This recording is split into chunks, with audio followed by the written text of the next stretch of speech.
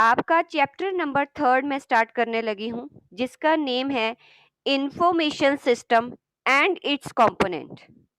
बहुत ज़्यादा important chapter है क्योंकि इसका लिंक और भी चैप्टर्स के साथ है, तो आपको बहुत ही ध्यान से इस चैप्टर को करना है। इस चैप्टर को स्टार्ट करने से पहले मैं आपको कुछ इसका बेसिक बैकग्राउंड दे रही हूँ।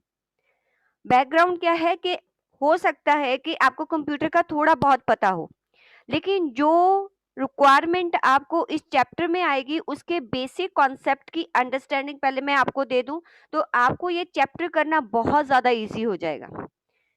जैसे कि आप जानते हो कि कंप्यूटर जो है वो वर्क कैसे करता है।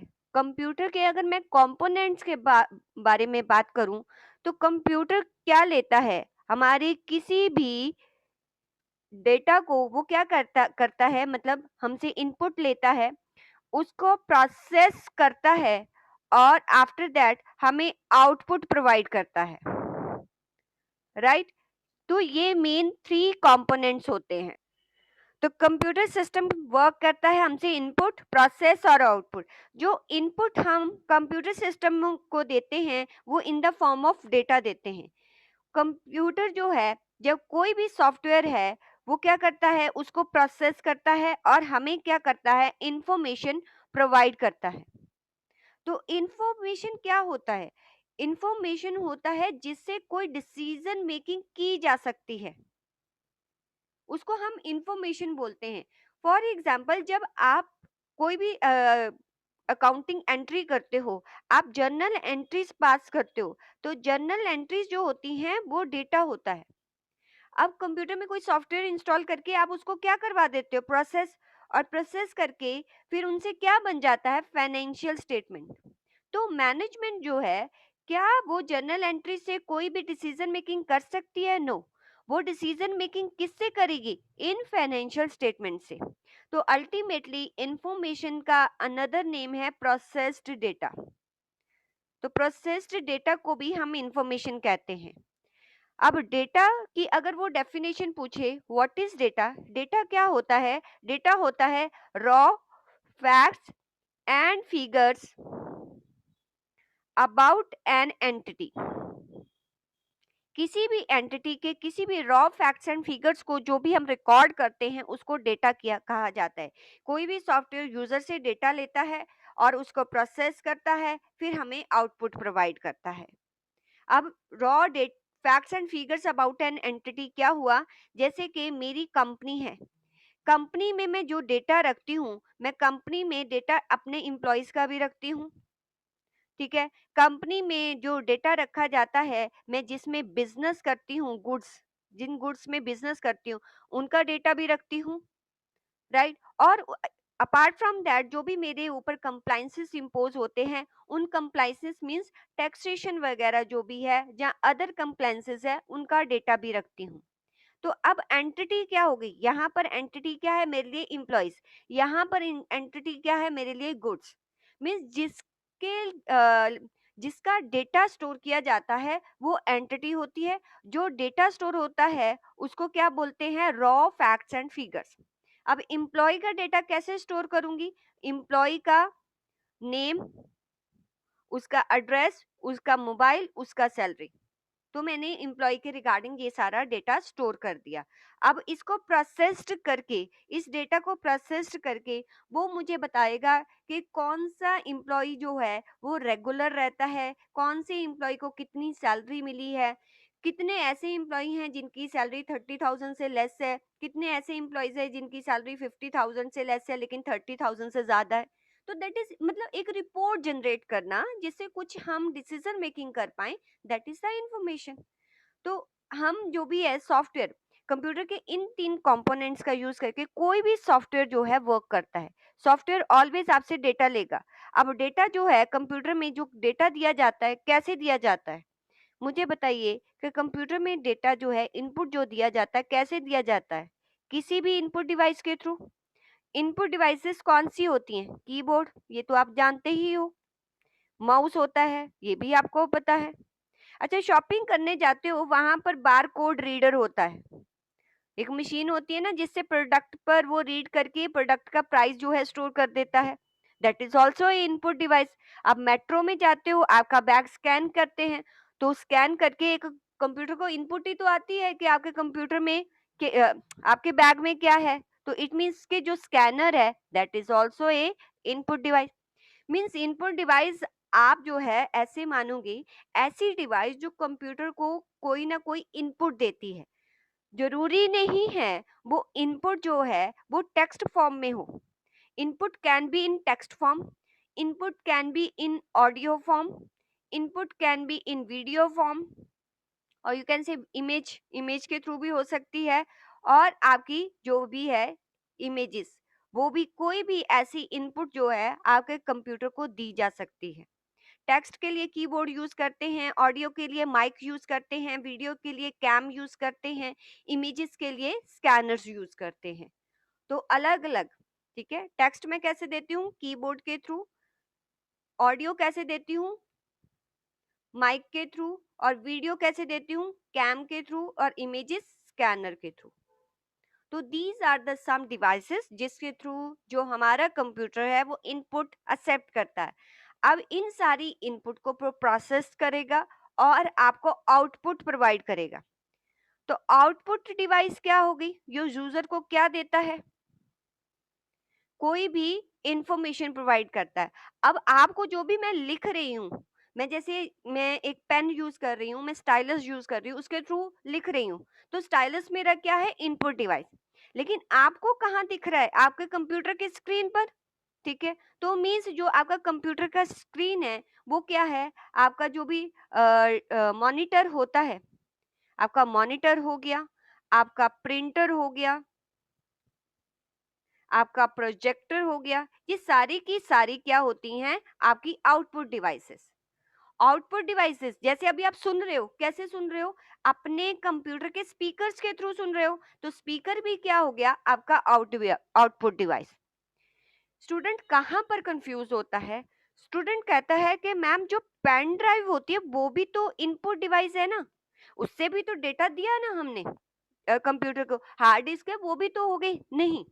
जो पेन ड्राइव होगी, हार्ड डिस्क होगी, क्या उसमें पहले से डेटा था, उसमें भी आपने कहीं से डेटा स्टोर किया है।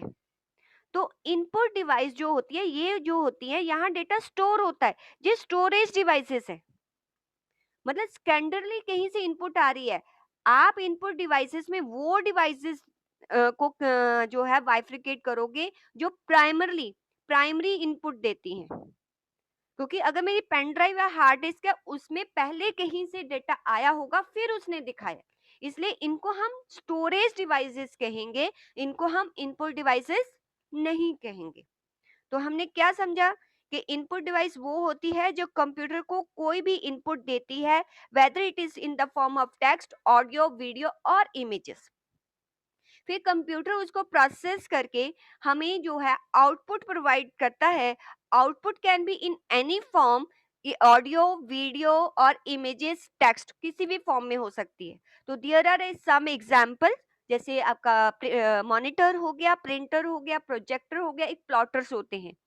प्लॉटर्स क्या होते हैं, जो बड़े बड़े आपको प्रिंट आउट निकलते हैं, बिग प्रिंट आउट्स निकलते हैं, दैट इज कॉल्ड प्लॉटर्स, उनको हम प्लॉटर्स कहते हैं।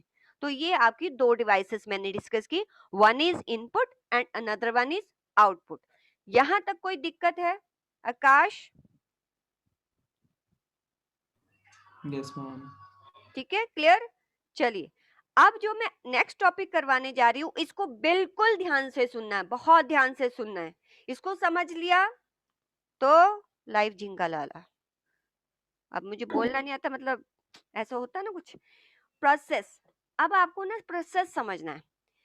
कार्तिक, आपको पता है कंप्यूटर प्रोसेस कैसे करता है, कंप्यूटर के अंदर प्रोसेसर लगा होता है, आपको पता है ये बात? Yes ma'am. ठीक है, कौन सा प्रोसेसर लगा हुआ है आपके जो भी आप यूज कर रहे हो, लैपटॉप या डेस्कटॉप, कौन सा प्रोसेसर है? मैम ये नहीं पता। शैतान, कभी देख कंप्यूटर के इर्द गिर्द कहीं लिखा होगा, इसकी सेटिंग्स में देखो। इंटेल का होता है ना, इंटेल का। हाँ जी, इंटेल, ऋतिक रोशन की एड भी आती थी, इंटेल चेंज योर लाइफ्स, ठीक है, इंटेल का प्रोसेसर। अच्छा, कभी देखा है आपने कंप्यूटर को कभी खोल के? बॉयज को तो ज्यादा आदत होती है तोड़ा फोड़ी करने की। उसके अंदर अंदर एक मदरबोर्ड लगा होता है। ना वो i5 i7 क्या होता है? अरे वो अलग बात है, वो अलग है, वो इसमें नहीं आता, वो अलग डिस्कस करूंगी। पहले ये बताओ, मदरबोर्ड देखा कभी मदरबोर्ड? Yes ma'am. हाँ, मदरबोर्ड मतलब कि उसमें ना बहुत छोटी छोटी वायर सी लगी होती है। कभी कैलकुलेटर भी तोड़ा होगा, उसमें भी देखो वो ग्रीन सा एक पैनल सा निकलता है। उसमें अगर देखो तो ना ऐसे लगता है वायर सी जा रही हैं ऐसे। ऐसे कंप्यूटर में भी लगा होता है। कंप्यूटर के ना, अब जो बता रही हूँ ध्यान से सुनना। एक साइड पर एक छोटी सी चिप लगी होती है, उसको कहते हैं प्रोसेसर। जैसे बचपन में मैम आपसे पूछती थी कि बच्चों बताओ सीपीयू क्या होता है, आप कहते थे it is the brain of computer. ठीक है, सेंट्रल प्रोसेसिंग यूनिट, मैम ने क्लास में करवाया होगा। ब्रेन क्यों बोलते हैं? क्योंकि ये जो छोटा सा प्रोसेसर, आपका ये जो छोटा सा प्रोसेसर लगा हुआ है, अल्टीमेटली यही सारे काम करता है। आपके कंप्यूटर के सारे काम यही करता है, यही ब्रेन है। आप मुझे बताओ, आप जो भी काम करते हो, पहले आप काम करने की इंस्ट्रक्शंस आपको देता कौन है? आपकी पूरी बॉडी जो भी काम करती है, उसके लिए इंस्ट्रक्शन आपको मिलती कहाँ से? उसके लिए इंस्ट्रक्शन कौन देता है? आपका ब्रेन। लेकिन आपका ब्रेन जो है वो नेचुरल है। ठीक है, आपका ब्रेन नेचुरल है, भगवान ने बनाया है। कंप्यूटर क्या है? मैन मेड है। तो इसका जो ये प्रोसेसर जो ब्रेन है ना, ये आर्टिफिशियल है, ये आर्टिफिशियल ब्रेन है।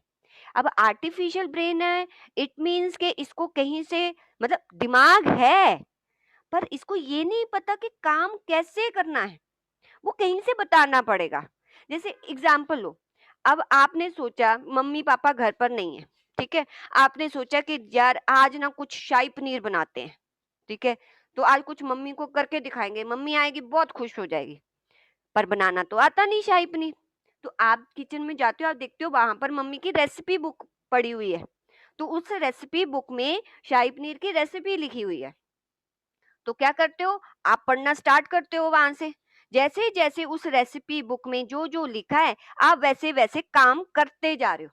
अब क्या है, ब्रेन आपका है, लेकिन आपको पता नहीं था वो काम कैसे करना है। आपने वो काम कहीं से पढ़ा, ठीक है, और वैसे वैसे बनाते गए।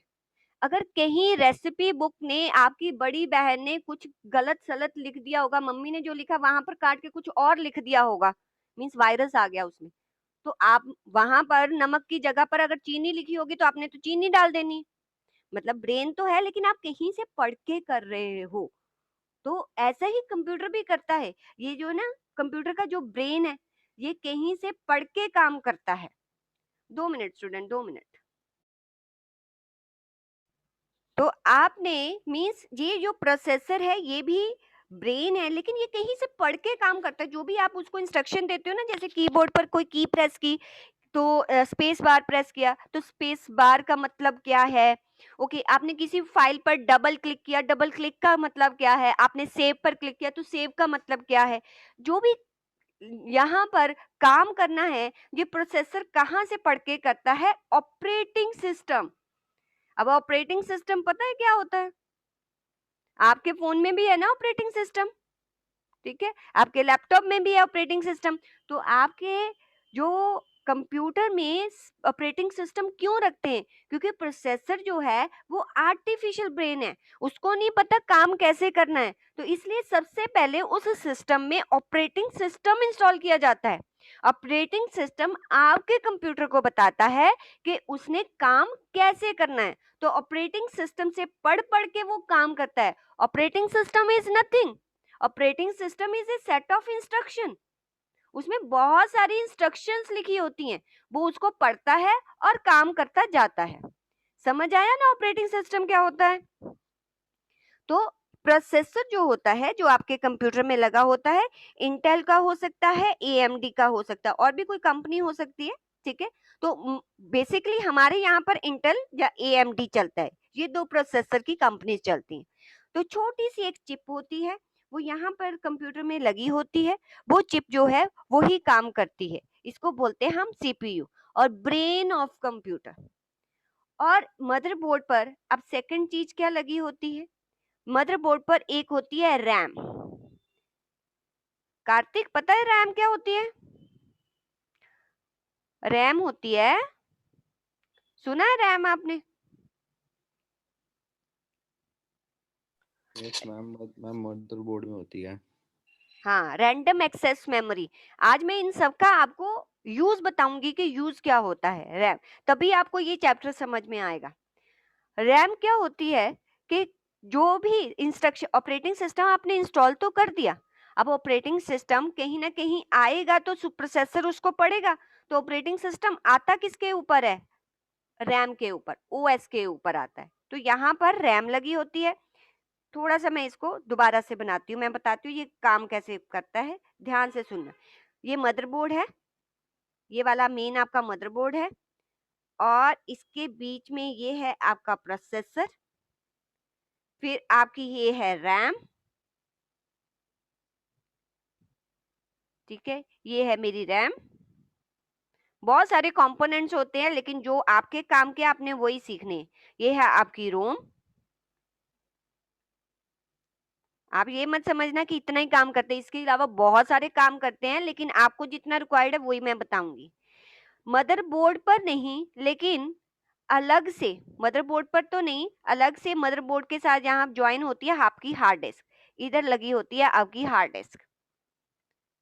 आकाश, हार्ड डिस्क की कैपेसिटी कितनी होती है, कितनी स्टोरेज होती है हार्ड डिस्क की, कुछ पता है?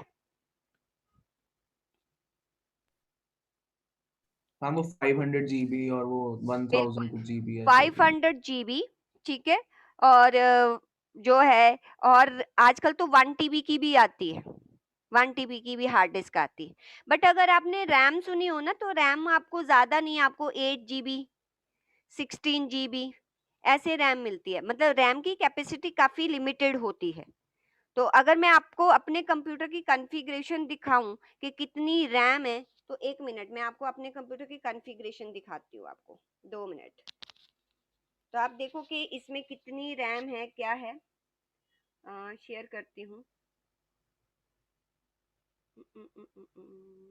ये दिख रही है कोई कॉन्फ़िगरेशन आपको कि प्रोसेसर कौन सा है?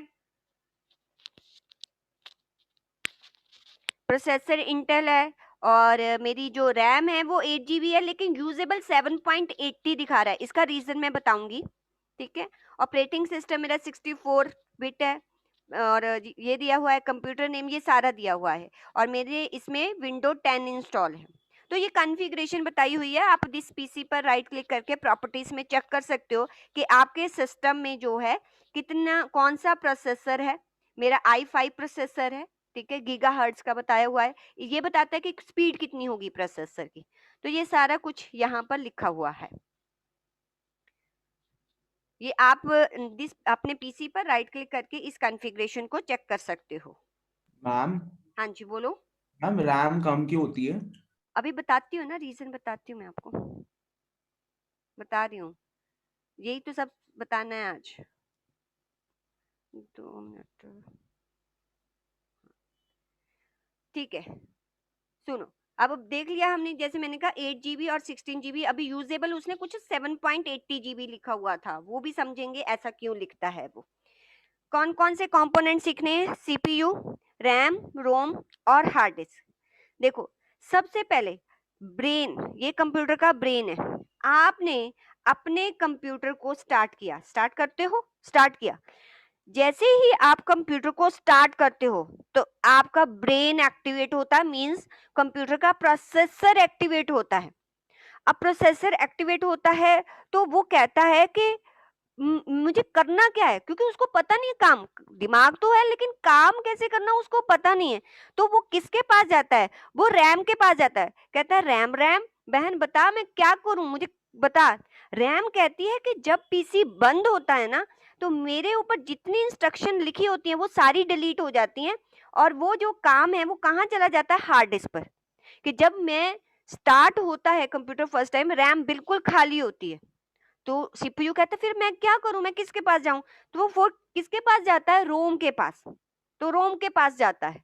तो रोम जो है, रोम पर कंप्यूटर की स्टार्टअप इंस्ट्रक्शंस लिखी होती हैं। तो क्या आपने रोम को कैसे याद करना है?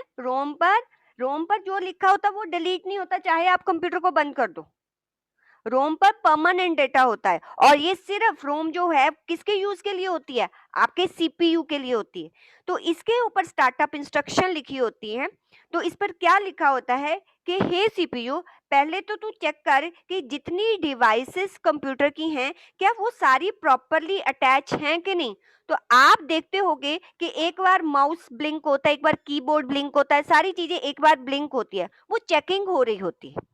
फिर वो बताता है, वो कहता है कि रैम को बोल कि हार्ड डिस्क के पास जाए, वहां से ऑपरेटिंग सिस्टम को लेके आए।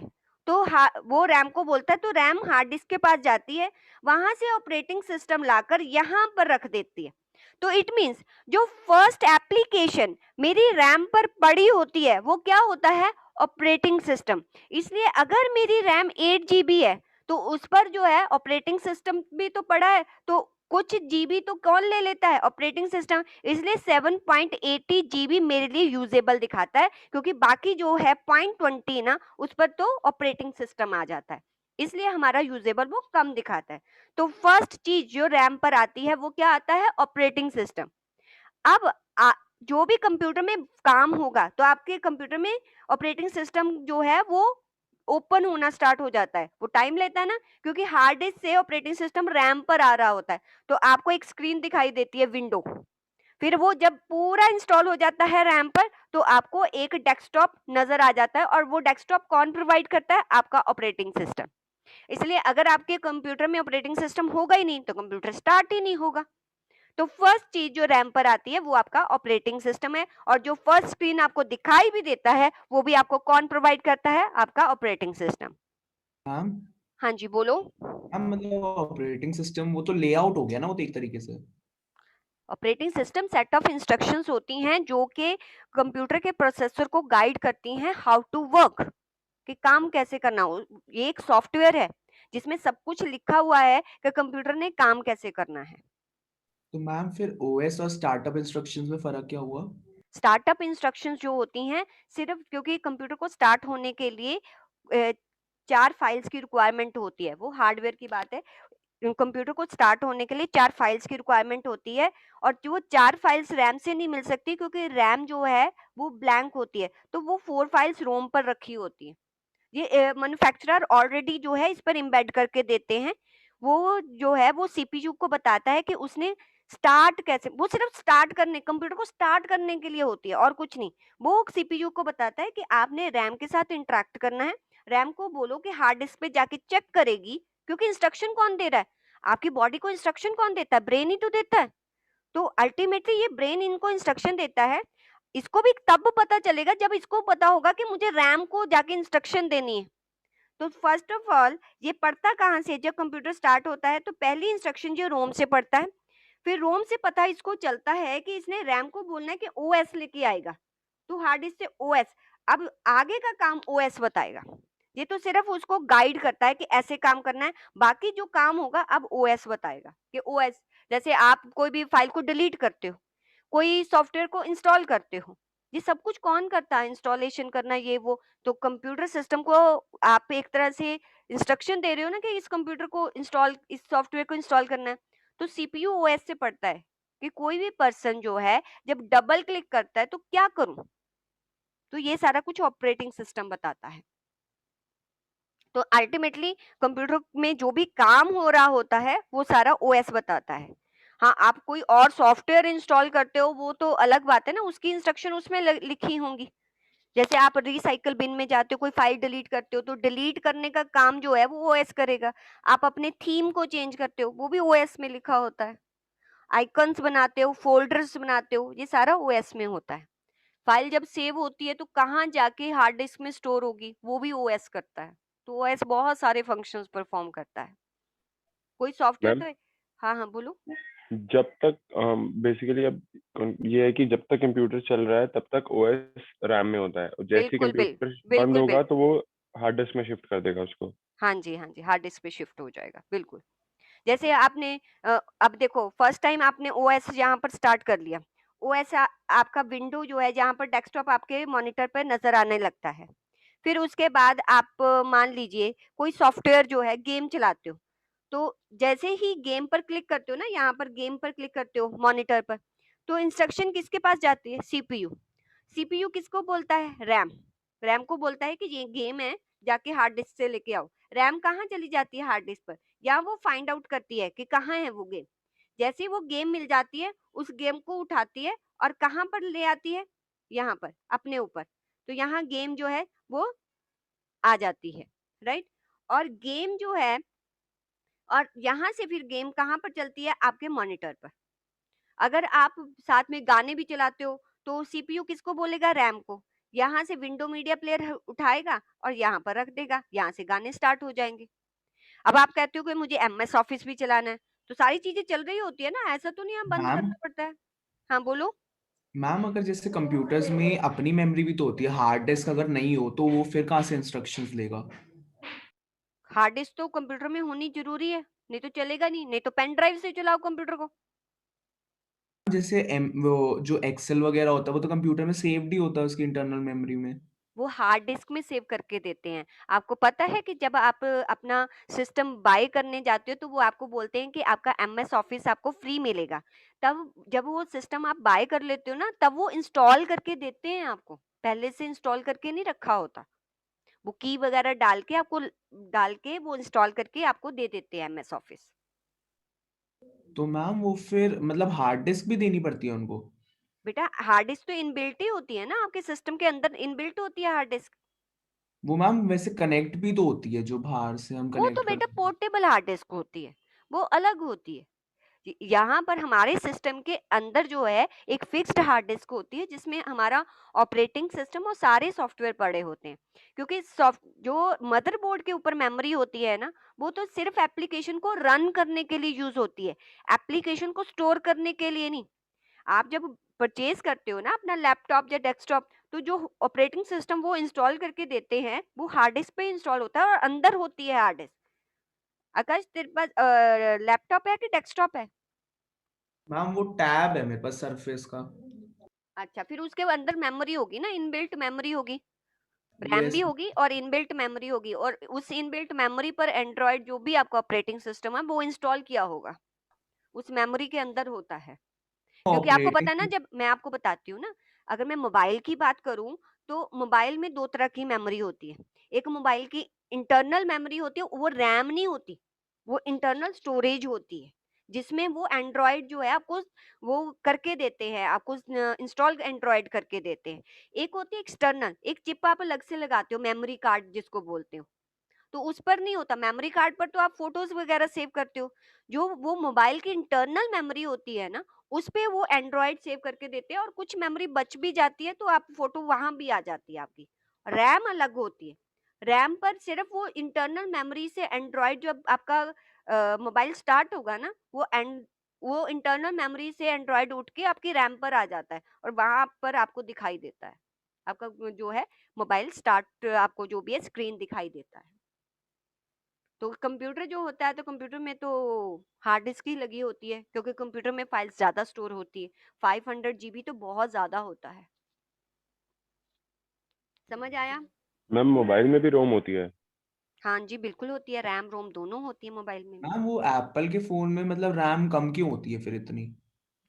उसका एक रीजन है, एक्चुअली अभी नहीं है वो आपके सिलेबस में, पहले होता था। वो होता था आपका आर्किटेक्चर समझाया, क्योंकि देखो एक सीए को वो आर्किटेक्चर समझना जरूरी नहीं है, पहले आपको होता था। पहले मैं स्टूडेंट्स को बहुत डिटेल में बताती थी, क्योंकि उनका ना ऑपरेटिंग सिस्टम जो है वो इतना जबरदस्त है कि बहुत सारे काम तो वही कर लेता है, इसलिए उनको रैम की कम जरूरत पड़ती है। वो उनके आर्किटेक्चर, और आर्किटेक्चर जो है वो रिस्क सिस्क टाइप होते हैं, वो आपको समझने की जरूरत नहीं है। अरे जितना आपके इसमें है उतना ही समझ लो, फिर बहुत कंफ्यूज हो जाओगे वो। ऑपरेटिंग सिस्टम तो वही हो गया ना, जैसे विंडोज हो गया या देखो एप्पल नहीं, में ये जो एप्पल का अपना आईओएस होता है ना, उनका यस। ऑपरेटिंग सिस्टम अलग है। उनके ऑपरेटिंग सिस्टम का जो आर्किटेक्चर है ना, वो बहुत डिफरेंट है आपके विंडोज से। तो उसके फंक्शनैलिटी अलग ढंग से है, हमारे विंडोज की फंक्शनैलिटी अलग ढंग से होती है। तो इसलिए उनको ज्यादा रैम की जरूरत नहीं पड़ती है, तो रीजन है उसके पीछे। ठीक है। तो वो थोड़ी ऑपरेटिंग टेक्निकल सर्विस बात हो जाती है। मैम, ऑपरेटिंग सर्विस बोल रहा हूँ, ये ऑपरेटिंग सिस्टम जो होता है मैम, हम्म। ये ऑपरेटिंग सिस्टम तो मतलब वही हो गया ना एक तरीके से कि हमारी इंस्ट्रक्शन जो मतलब ओके, तो रैम जो है, अब आप ये समझ लो कि जितनी भी आप एप्लीकेशन चला रहे हो, या अपने मोबाइल में या डेस्कटॉप में या टैब में, जो एप्लीकेशन अभी रन हो रही है वो किस पर होगी? रैम पर। ठीक है, तो यहाँ पर आपने गेम चलाई, फिर आपने सॉन्ग्स चलाए, फिर आपने एमएस ऑफिस चलाया, तो मान लो आपकी रैम इतनी थी, फुल हो गई, रैम फुल हो गई। अब आप कुछ भी चलाओगे, जैसे ही आप इसको बोलते हो, सीपीयू को बोलते हो कि ये वाली फाइल ओपन करनी है, वो लेके आता है, तो यहाँ तो स्पेस नहीं होती, आपका कंप्यूटर क्या हो जाता है? हैंग। तो फिर आप क्या करते हो? फिर आप अपनी सारी फाइल्स को बंद करते हो, तो कंप्यूटर जो है वो आपका जो है स्मूथली काम करना शुरू कर देता है, क्योंकि रैम फुल हो जाती है उस टाइम। और सेकंड थिंग, जब आप कंप्यूटर को बंद करते हो, ठीक है, जब आप कंप्यूटर को शट डाउन करते हो, तो क्या होता है? उस केस में जितनी फाइल ओपन होती हैं, जैसे ये ऑफिस है, ये कहाँ चला जाएगा? आपकी हार्ड डिस्क पर। ये सॉन्ग्स है, कहाँ चला जाएगा? हार्ड डिस्क पर। गेम है, कहाँ चली जाएगी? हार्ड डिस्क पर। ऑपरेटिंग सिस्टम कहाँ चला जाएगा? हार्ड डिस्क के ऊपर। और रैम क्या हो जाती है? खाली हो जाती है, और कंप्यूटर तब बंद हो जाता है। अगर आप कंप्यूटर को एकदम से स्विच ऑफ कर देते हो ना, आप बटन एकदम से प्रेस कर देते हो, तो क्या होता है कि इतनी जल्दी जल्दी कई बार क्या होता है कि ऑपरेटिंग सिस्टम पूरा जा ही नहीं पाता, और पावर ऑफ हो जाती है, तो कोई फाइल बीच में क्या हो जाती है? डिलीट हो जाती है, जिससे आप सेकंड टाइम जब अपना पीसी या सिस्टम ओपन करते हो, तो वो ओपन नहीं होता, वो करप्ट दिखाता है। इसलिए आपको बोला जाता है कि आप अपने सिस्टम को प्रॉपरली शट डाउन करो, क्योंकि जब आप शट डाउन प्रॉपरली करते हो, उस टाइम सिस्टम के पास इतना टाइम होता है कि वो हर एप्लीकेशन को उसको किस पर पहुंचा दे? हार्ड डिस्क पर पहुंचा दे, और कोई भी फाइल बीच में क्या नहीं होती? करप्ट नहीं होती है। पर आजकल क्या है, इनबिल्ट ही दे दिया है, अगर आप मतलब बटन भी प्रेस करते हो तब भी वो थोड़ा सा टाइम लेता है, वो सारी फाइल्स को शिफ्ट करता है हार्ड डिस्क पर, तो करप्ट होने के चांसेस अब भी कम है। पहले क्या होता था, एकदम से जैसे ही आपने बटन बंद किया ना, एकदम से बंद हो जाता था, तो ऑपरेटिंग सिस्टम जा ही नहीं, वैसे तो उसको बहुत ही नैनो सेकंड लगते हैं शिफ्ट होने में, अगर वो नैनो सेकंड भी ना मिले तो ऑपरेटिंग सिस्टम करप्ट हो जाता है, फिर दोबारा से इंस्टॉल करना पड़ता है आपको। हाँ मैम, बोलो, कौन बोल रहा है? मतलब कैसे कैसे मतलब? करप्ट मतलब कैसे हो जाता है, मतलब क्या होगा फिर? क्या होगा कि यहाँ से फाइल जा रही थी, जाते जाते पावर ऑफ हो गई, क्योंकि ये क्या है, वायर के थ्रू ही तो जाती है, जहाँ से वायर के थ्रू ही तो जाती है। वायर में जब तक इलेक्ट्रिसिटी, यहाँ फाइल जा रही थी, आपने एकदम से सिस्टम बंद कर दिया, तो ये फाइल यहीं पर ही रह गई और यहाँ से डिलीट हो गई। अब नेक्स्ट टाइम जब ऑपरेटिंग सिस्टम आएगा, तो ऑपरेटिंग सिस्टम में एक फाइल भी मिस होगी, तो ऑपरेटिंग सिस्टम आपका लोड ही नहीं होगा, तो आपका सिस्टम जो है वो स्टार्ट ही नहीं होता, वो कुछ एरर दिखाता रहता है आपको। तो फिर आप अपने ऑपरेटिंग सिस्टम को दोबारा से क्या करवाते हो? इंस्टॉल करवाते हो। तो ये रीजन होता है कि आपके ऑपरेटिंग सिस्टम खराब क्यों हो जाता है, क्योंकि एकदम से अगर आप अपने सिस्टम को बंद करते हो, तो उस केस में क्या होता है कि रैम से हार्ड डिस्क पर जाने के लिए जो फाइल्स को टाइम चाहिए था, वो मिला ही नहीं, बीच में ही रास्ता टूट गया। जैसे आप समुंदर को पार कर रहे हो, समुंदर पार करते करते मतलब कि बीच में ही फ्लड आ गया, तो आप तो गए, हो गया काम। टाइम तो चाहिए ना, मतलब उसको पार करने के लिए, उस टाइम तक जो है पानी स्मूथ होना चाहिए, अगर बीच में ही काम हो गया तो फिर वो फाइल भी डिलीट हो गई। तो इलेक्ट्रिसिटी उतनी देर तक सिस्टम में रहनी चाहिए जब तक जो है रैम से हार्ड डिस्क तक फाइल्स ट्रांसफर हो रही हैं। तो इसलिए कभी भी आप अपने सिस्टम को बंद करते हो तो प्रॉपरली शट डाउन करना चाहिए, ये इसका रीजन है। इतना समझ में आया? आगे चलूं? मैम ये जो विंडोज 8 9 10 होती हैं, ये प्रोसेसर होते हैं? नहीं, विंडो 8 9 10 जो है ये ऑपरेटिंग सिस्टम्स है। हाँ ये मतलब इम्प्रूव क्यों होते हैं? क्योंकि आप देखते हो कि कोई ना कोई नया वायरस आ रहा है, ठीक है, या कोई न्यू सॉफ्टवेयर्स आ रहे हैं। अब हर एक वायरस को रोकने के लिए हमें अपनी सेट ऑफ इंस्ट्रक्शंस को, जो ऑपरेटिंग सिस्टम में सेट ऑफ इंस्ट्रक्शन लिखी हुई हैं, उनको चेंज करना पड़ता है, क्योंकि every time new new virus develop हो रहे हैं, नए नए सॉफ्टवेयर्स आ रहे हैं। क्योंकि सॉफ्टवेयर को रन कौन करता है? ओएस करता है। ओएस जो है वो सॉफ्टवेयर की इंस्ट्रक्शंस को पढ़ता है, और यहाँ पर आपके मॉनिटर पर दिखाता है, क्योंकि ओएस में तो लिखा होगा कि किसी सॉफ्टवेयर को चलाना कैसे है। अगर सॉफ्टवेयर में ही ये ओएस में ये कैपेबिलिटी ही नहीं होगी कि उसको चला पाए, तो वो सॉफ्टवेयर चलेगा ही नहीं। तो इसलिए जो 7, 8, 9 आते हैं ना, ये अपग्रेड किए होते हैं। आपके इन्वायरमेंट में जो भी चेंजेस आ रहे हैं, न्यू टेक्नोलॉजी आ रही है, उसके अकॉर्डिंग इनकी इंस्ट्रक्शंस में चेंजेस किए होते हैं। इसलिए नए नए वर्जन्स आते हैं कि हर सॉफ्टवेयर को और हर वायरस के साथ ये कॉम्बैट कर सके। तो दिस इज द रीजन कि नया सॉफ्टवेयर आता है। आपने नहीं देखा कि आपके एंड्रॉयड में भी तो कुछ दिनों बाद अपडेशन आ जाती है? अपडेट करते हो ना आप अपने मोबाइल को? वो अपडेट क्यों करते हो? क्योंकि एंड्रॉयड के जो इंस्ट्रक्शन लिखी होती हैं उनमें कुछ चेंजेस करते हैं कि जैसे न्यू कोई वायरस आ गया या कोई न्यू टेक्नोलॉजी आ गई, उसके अकॉर्डिंग अपने ओएस को जो है कंपैटिबल बनाने के लिए वो बैक एंड पे चेंज करते हैं। इसलिए हमेशा अपना ओएस जो है अपडेट रखना चाहिए आपको, क्योंकि हो सकता है अगर आपने अपडेट नहीं किया कि मार्केट में कोई नया वायरस आ गया, जैसे अभी रैंसम वायर आया था, कितने लोगों का डेटा हैक हो गया। अगर आप अपने सॉफ्टवेयर को अपडेट रखोगे तो उसको पता चल जाएगा कि ऐसा कोई वायरस जब आता है तो उसको डिलीट कैसे करना है या उसके साथ फाइट कैसे करना है। तो ओएस को फिर पता रहेगा ये मतलब मतलब रीजन होते हैं आपके सॉफ्टवेयर को अपडेट करने के। हाँ बोलो। मैम मतलब अगर जैसे कोई किसी ने हैक करा है सिस्टम, तो वो कहाँ पे चेंजेस करता है उसमें? जब आपके सिस्टम को हैक किया जाता है तो आपके ओएस में चेंजेस कर देते हैं कि आपका जब भी सिस्टम ओपन हो तो आपकी फाइल्स ऑटोमेटिकली डिलीट हो जाएं, या आपकी फाइल्स जो ऑटोमेटिकली यहाँ पर ट्रांसफर हो जाएं। देखो अल्टीमेटली क्या होता है मैं आपको बताती हूँ। जैसे ये ओएस है, ठीक है, इसमें लिखा हुआ है कि कोई सेव बटन पर क्लिक करे तो क्या हो, यहाँ पर लिखा हुआ है कि कोई डिलीट बटन पर क्लिक करे तो क्या हो, कोई ट्रांसफर पर क्लिक करे तो क्या हो, ये सब कुछ लिखा हुआ है। मान लो मैं एक हैकर हूँ, मैं क्या करती हूँ, एक प्रोग्राम डिजाइन करती हूँ, ठीक है। उससे प्रोग्राम डिजाइन करके मैं क्या करती हूँ कि इस पर्सन का जो भी ओएस है ना, यहाँ पर सेव लिखा हुआ है, वो सेव ना करके वो फाइल्स को क्या करे, वो फाइल को मेरे सिस्टम में ट्रांसफर कर दे अगर वो इंटरनेट के साथ कनेक्ट है। मीन्स मैं क्या करती हूँ, ये प्रोग्राम मैंने इसमें भेज दिया और इस प्रोग्राम ने क्या किया, ये इंस्ट्रक्शन डिलीट कर दी और नई इंस्ट्रक्शन लिख दी। अब आपका जो सिस्टम है ना अब्रप्टली वर्क करेगा, अजीब से ढंग से वर्क करेगा। इसको बोलते हैं वायरस। वो क्या करता है, आपके सिस्टम में जैसे काम कर रहा होता है वैसे ना करके कुछ और ही करना शुरू कर देता है। जैसे मैंने आपको बोला ना, रेसिपी बुक है, पहले तो सब कुछ मम्मा ने ठीक लिखा हुआ था, बहन आई, बहन ने शरारत की, उसने ये कंटेंट हटा के कुछ और लिख दिया, जिससे आपकी सब्जी खराब बन गई। अब सीपीयू को थोड़ी पता है, उसने तो जो लिखा है वैसे ही काम करना है। सीपीयू तो बेचारा यहाँ से पढ़ रहा है, अब यहाँ पर गलत लिखा होगा तो वो गलत काम करेगा।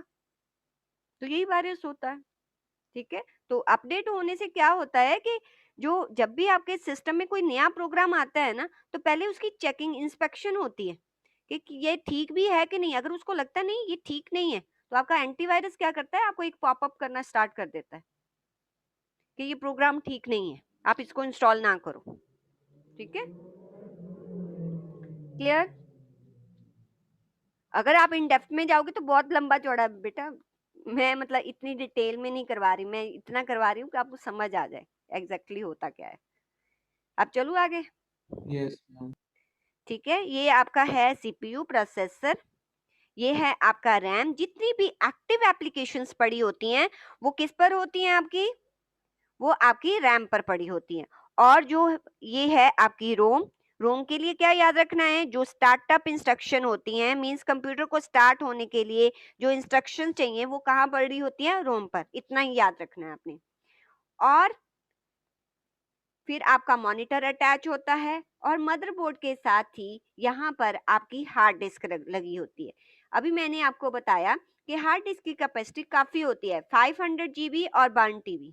पहले तो आपको पता होना चाहिए exactly what is GB TB.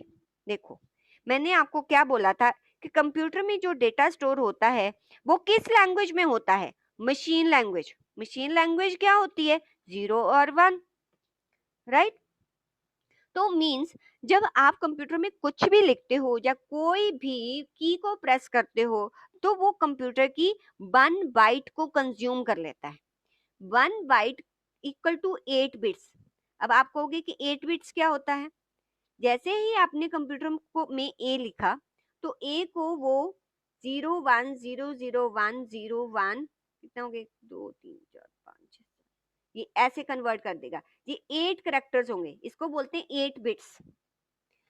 जैसे ही आपने ए लिखा, कंप्यूटर जो है प्रोसेसर उसको किस में चेंज कर देगा, मशीन लैंग्वेज में चेंज कर देगा। वो एक लेटर जो है 8 बिट्स का होता है, और आपके कंप्यूटर में कितनी स्टोरेज कैपेसिटी कंज्यूम हो जाएगी, 1 बाइट।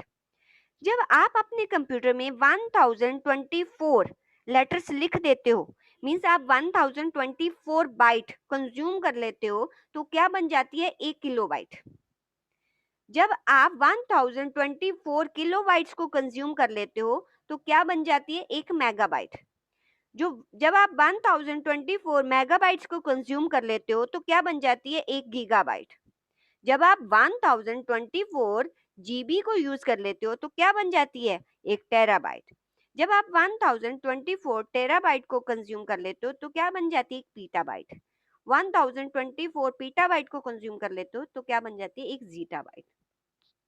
अल्टीमेटली आप मतलब यहाँ तक, हमारी कैपेसिटी जो है कंप्यूटर्स की यहाँ तक होती है। जो सुपर कंप्यूटर होते हैं, मेन फ्रेम्स होते हैं, उनकी कैपेसिटी इसमें होती है। तो इसका आपके साथ कोई लेना देना नहीं, आप यहाँ तक याद रखेंगे। मैम बोलो। मैम मतलब ये तो जैसे अगर एक लेटर लिखते ही अगर मतलब 8 बाइट्स हो जाते, 1 बाइट हो जाता है कंप्लीट, तो 1024 बाइट और जीबी तक आने में ज्यादा टाइम लगेगा ही नहीं।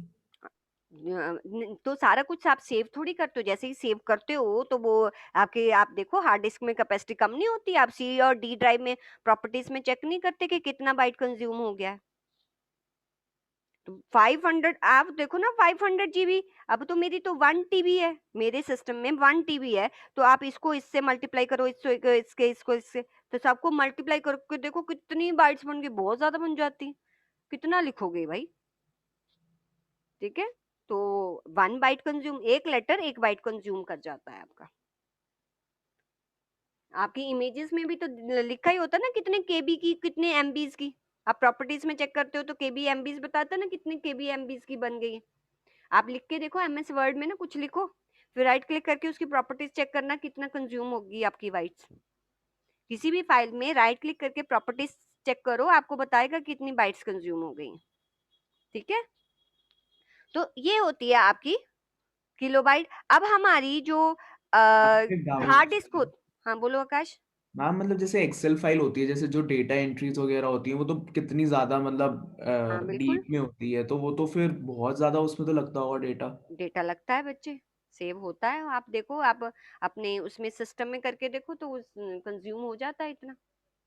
एक्सेल का जो नीचे जो वर्टिकल होता है वो हमारा 26,000 कुछ तक हाँ जाता है, हाँ हाँ हाँ हाँ हाँ और हाँ, मैम इधर तक भी वो काफी होता है, तो मतलब काफी अगर वो होता है। पूरा कंप्लीट हो जाए सेट, तो फिर तो वो बहुत ज्यादा मतलब डेटा हो गया उसमें तो। आप ऐसा करना ना, एक डेटा फीड करके देखना, आपको पता चल जाएगा कि उतना ही बाइट्स कंज्यूम करता है वो। क्योंकि देखो 1024 जो 1 टीबी जो है बहुत ज्यादा होता है, बहुत ज्यादा। अगर आप मल्टीप्लाई करो तो कितने ज्यादा बन जाते हैं इतने। आप जब लिखोगे कुछ भी, आप राइट क्लिक करके देखो तो आपको पता चल जाएगा। तो जो बाइट है वो तो बहुत कम रह जाती है 1024 होने में भी। तो आप देखो कितने करेक्टर 1024 लिखना, फिर इसको इससे मल्टीप्लाई करो तो कितने लैक्स करोड़ में चला जाता है वो। तो आपकी जो हार्ड डिस्क की कैपेसिटी होती है वो 1 टीबी होती है, बहुत ज्यादा होती है। लेकिन आप सोचो कि रैम मैंने कितनी बताई है, 8 जीबी। अब रैम तो बेचारी बहुत कम होती है, और ये तो काफी ज्यादा होती है, इसमें तो बहुत सारे कैरेक्टर्स आ सकते हैं आपके। तो आप क्या, अब क्या होता है इसका, मींस नुकसान क्या होता है कि जब भी सीपीयू कंप्यूटर स्टार्ट होता है, वो रैम को बोलता है जाओ ओएस लेके आओ। वो ओएस यहाँ से लाता है, यहाँ पर रख देता है, ओके ठीक है। फिर क्या होता है, आपने कहा गेम भी चलानी है, वो गेम उठाता है, वो यहाँ पर रख देता है, तब तक ठीक था। फिर आपने कहा कि यार एमएस ऑफिस भी चलाना है, वो भी रख दिया उसने। फिर आपने टैली भी चला लिया, ठीक है। फिर आप कहते हो कि अब एक और गेम चलानी है। अब जहां पर जब आएगा तो यहाँ तो स्पेस नहीं है। अब क्या होगा, अब क्या होगा कि जो रैम होती है वो रोना स्टार्ट कर देती है। तो उसको ओएस बोलता है कि क्या हुआ, रो क्यों रही है। कहती क्या करूं, जालिम जमाना है। ये प्रोसेसर कहता है ये एप्लीकेशन लाओ, वो एप्लीकेशन लाओ, लेकिन मेरी कैपेसिटी तो देखो, ओनली 8 जीबी। अब जहां पर एप्लीकेशन पड़ी है उसकी कैपेसिटी तो बहुत ज्यादा है, लेकिन मेरी कैपेसिटी कम है। मैं इतनी एप्लीकेशन एट ए टाइम अपने ऊपर नहीं रख सकती हूँ। तो ओएस कहता है कि आज की डेट में स्मार्टफोन पता है क्यों आए? मेरी वजह से। आज की डेट में ऑपरेटिंग सिस्टम आया है तो स्मार्टफोन भी आया, इसलिए मैंने चीजों को स्मार्ट बनाया है। मैं रैम तुझे भी स्मार्ट बना दूंगा। तो रैम पूछती है कैसे बनाओगे? कहते देख, आप कोई गेम आपने लानी है, यहाँ पर अगर इतनी सी स्पेस मान लो खाली है, एक एग्जांपल दे रही हूँ, तो गेम ये पड़ी है। वो क्या कहता है कि जो गेम यहाँ पर आएगी, रैम पर आएगी, उस गेम के ना मैं छोटे छोटे टुकड़े कर देता हूँ, ऐसे स्मॉल स्मॉल चंक्स बना देता है। इसको, इन स्मॉल चंक्स को हम पेजिनेशन कहते हैं। पेजिनेशन क्या होता है कि उस सॉफ्टवेयर को वो बहुत सारे पार्ट्स में डिवाइड कर देता है। अब जब आप गेम खेलते हो, क्या पूरी गेम एक बार में ही खेल जाते हो कि कुछ पार्ट यहाँ पर दिखाई दे रहा होता है मॉनिटर पर? कुछ पार्ट ही दिखाई दे रहा होता है ना। तो जो पार्ट आप प्ले कर रहे होते हो, उतना पार्ट वो यहाँ से हार्ड डिस्क से उठाता है और कहाँ पर ले आता है? रैम पर ले आता है। राइट, जब आप प्ले कर रहे होते हो, जब वो प्ले हो जाता है तो उस पार्ट को वापस भेज देता है यहाँ पर, और जो पार्ट अब प्ले होना है उसको यहाँ पर ले आता है। तो ऐसे पेजेस को ट्रांसफर कर देता है, हार्ड डिस्क पर ले जाता है, लाता है, ले जाता है, लाता है। इसको बोलते हैं swapping of pages. Swap, pages का स्वैप करता है। इससे होता क्या है कि रैम पर चाहे मेमोरी कम थी, तब भी उसने पूरी गेम चला दी। जब पेज आपस में स्वैप होते हैं ना, कई बार अगर पेज हैवी हो तो आपको गेम में थोड़ी सी फ्लिकिंग दिखाई देगी, थोड़ा सा हिला कुछ, ठीक है, बट आप इतने मस्त होते हो कि आपको वो चीज आप नोटिस नहीं करते। तो अगर गेम बहुत हैवी होगी तो फ्लिकिंग होती है, अदरवाइज आपको लगता है कि स्मूथली चल रहा है। तो इस कॉन्सेप्ट को फ्लिपिंग बोलते मतलब हैं। किस टाइप की? हाँ जी बोलो। फ्लिपिंग मतलब कैसे दिखाई देती है वो? मतलब कि ऐसा लगता है कि बीच में कुछ कटा, जब दूसरा पार्ट आता है ना, ऐसा लगा कि कुछ थोड़ा सा कट के आया कुछ। दैट इज कॉल्ड फ्लिकिंग, ऐसी नजर आती है। वो तब आती है अगर बहुत हैवी गेम हो। अगर इतनी ज्यादा हैवी नहीं है तो फिर नहीं आपको नजर आएगी। इस कॉन्सेप्ट को हम कहते हैं वर्चुअलाइजेशन। सॉरी, वर्चुअलाइजेशन नहीं, वर्चुअल मेमोरी। इस कॉन्सेप्ट को वर्चुअल मेमोरी कहा जाता है। इस कॉन्सेप्ट के आने की वजह से अगर रैम जो है वो स्मॉल भी है, तब भी वो नंबर ऑफ एप्लीकेशंस जो है वो चला सकती है। रीजन भी क्या होता है कि जितनी भी इनएक्टिव एप्लीकेशन है, इस कॉन्सेप्ट ने क्या किया, जितनी भी इनएक्टिव एप्लीकेशंस हैं वो उसको हार्ड डिस्क पे पहुंचा देता है, और एक्टिव एप्लीकेशंस को कहां पर रखता है? रैम पर रखता है। जैसे फॉर एग्जांपल मेरे सिस्टम में अभी पीछे जो है वो गूगल भी खुला हुआ है, लेकिन मैं गूगल पर अभी काम नहीं कर रही। अब मेरा सिस्टम क्या करेगा कि गूगल को जो है वो टेम्पररली हार्ड डिस्क पर शिफ्ट कर देगा। जैसे ही मैं गूगल पर क्लिक करूंगी ना, वो दोबारा से उस पेज को उठा लाएगा वहां से। इसको कहते हैं स्वैपिंग। इससे क्या करता है ऑपरेटिंग सिस्टम? अपनी रैम को ना खाली रखता है। पहले ये कॉन्सेप्ट नहीं होता था। पहले ये कॉन्सेप्ट ना होने की वजह से जब आप हैवी गेम चलाते थे तो आपको रैम की कैपेसिटी बढ़ानी पड़ती थी। आप पूछना कोई अपने बड़े भाई भैया से पूछना, ठीक है, जो आज से 10 साल पहले कोई गेम खेलते हो, उनको पूछना, वो बताएंगे कि ये दिक्कत आती थी। उस टाइम हम रैम को जो है हम कैपेसिटी बढ़ा के फिर वो गेम चलती थी। बट आज की डेट में अगर आपकी 8 GB है, 4 GB है, तब भी वो गेम को क्या कर देता है, वो रन कर देता है easily, because of virtual memory concept. Ma'am जैसे मतलब आईफोन में तो थ्री, मेरे ख्याल से मेरा आईफोन में 3 GB रैम है। हाँ, तो वो यही तो कॉन्सेप्ट उसका ऑपरेटिंग सिस्टम क्या करता है, जितनी आपकी बैकएंड पे एप्लीकेशन चल रही होती है ना, वो सभी को हार्ड डिस्क पर ट्रांसफर करता रहता है। ठीक है, और जो एक्टिव है, जो आप देख रहे होते हो, जैसे अभी व्हाट्सअप देख रहे हो, तो वो उसको जो है आपको दिखाता रहता है, क्योंकि वो इतनी स्वैपिंग इतनी फास्ट करता है। आपको लगता है हर चीज जो है वो, जैसे गाना ऐप आप करते हो, गाना ऐप भी कर रखा है, व्हाट्सअप भी कर रखा है, बहुत सारी एप्लीकेशन वन टाइम पर रन कर देते हो ना। तो वो जो इनएक्टिव होंगी वो बैकएंड पे भेज देगा, जो एक्टिव होंगी वो आपको दिखाता रहता है, जिससे कि रैम कम होने की वजह से भी आपका सिस्टम स्मूथली चल रहा है। लेकिन ओएस में ये कैपेसिटी होनी चाहिए। पता नहीं आपको याद होगा कि नहीं, शाहिद कपूर की एक एड आती थी। वो कहते चलो चलो इसका फोन हैंग करते हैं, हैंग करते हैं, एप्लीकेशन खोल दे एप्लीकेशन। अरे यार, इतनी एप्लीकेशन खोल के भी तेरा फोन हैंग क्यों नहीं होता? तो वो क्या था, उसका ओएस ऐसा था कि वो ओएस जो है हैवी एप्लीकेशंस को भी मैनेज करता था थ्रू स्वैपिंग, वो इतनी तेज स्वैपिंग करता था। तो ये एक रीजन होता है। मैम जैसे हम वो अपने पेजेस जो होते हैं वो भी हम मतलब बंद करते हैं, जो हमारे रीसेंट ऐप्स चल रहे होते हैं कैश तो मेमोरी, वो कैश मेमोरी होती है आपकी, वो कैश मेमोरी होती है। वो बताऊंगी अभी, आएगा आएगा। आकाश ने तो आज पूरा कंप्यूटर सीख लेना है। शैतान रुक, अभी पहले ये बताऊं वर्चुअल मेमोरी क्या होती है। पहले ये सुनो, वर्चुअल मेमोरी क्या होती है। वर्चुअल का मतलब पता है? अरे इंग्लिश मूवी देखते हो तो वर्चुअल वर्ल्ड में चले जाते हैं, मतलब रियल नहीं होता, बट रियल की तरफ फील तो होता है। ठीक है, दैट इज कॉल्ड वर्चुअल। आजकल आप शॉपिंग करते हो फ्लिपकार्ट अमेजोन, तो आप क्या कौन सी शॉपिंग करते हो? Virtual shopping. क्या सच में शॉप पर गए आप? ठीक है, क्या सच में आपने वो प्रोडक्ट्स जो है आपने हाथ लगा के देखे? लेकिन आप वो प्रोडक्ट्स आप देखते हो, चेक करते हो, उनको ऑर्डर प्लेस करते हो, वैसे ही करते हो ना जैसे फिजिकल शॉप में जाके आप बाय करते। अब आप अमेजोन से ग्रोसरी मम्मा बाय करती हैं, तो अगर एक्चुअल फिजिकल शॉप में जाती तब भी वैसे चावल आते, वहां से वो मंगवा रही हैं प्रोडक्ट तब भी वैसा आ रहा है। तो वर्चुअल मतलब क्या होता है? विच इज नॉट एक्चुअल, जो एक्चुअल तो नहीं होता बट एक्ट एज एक्चुअल, पर एक्चुअल की तरह काम करता है। जैसे प्रोजेक्टर है, प्रोजेक्टर जो इमेज को आपकी वॉल पर दिखाता है, तो वो रियल इमेज नहीं होती, ठीक है, वो वर्चुअल इमेज होती है। लेकिन वैसी ही मूवी दिखाई देती है जैसी टीवी में दिखाई देती। तो ऐसे ही आप वर्चुअल बैंकिंग करते हो। वर्चुअल बैंकिंग कैसे करते हो? कि आप घर पर बैठे बैठे बैंक की ऐप से अपना पैसा ट्रांसफर कर देते हो। पैसा ट्रांसफर वैसे ही होता, अगर बैंक में जाके ट्रांसफर करते तब भी उतना ही अमाउंट ट्रांसफर होता, ऐप से किया तब भी उतना ही हो रहा है। तो दैट इज कॉल्ड वर्चुअल। मतलब वो है तो एक्चुअल नहीं है, बट वो एक्चुअल की तरह काम कर लेता है। ऐसे ही वर्चुअल कीबोर्ड भी होते हैं आपके सिस्टम में।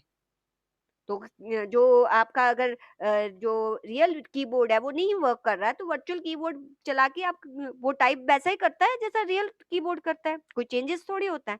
तो एक्ट एज ए एक्चुअल करता है। अब मुझे ये बताओ कि इसको वर्चुअल मेमोरी पता क्यों कहा गया? क्योंकि सुनो बच्चे, ये मेरा जो रैम थी, रैम ने एक गेम चलाई, या ओएस है, उसने एक गेम चलाई, जो गेम थी 16 GB की, और रैम मेरी थी 80 GB की। लेकिन उसने 60 GB की गेम भी कैसे चला दी? उसने क्या किया, उसके छोटे छोटे टुकड़े बनाए और यहाँ पर लेके आके आपके मॉनिटर पर दिखा के आप उससे प्ले कर गए। अगर मेरी रैम 16 GB की होती तब भी गेम वो प्ले होती, वैसी ही प्ले होती।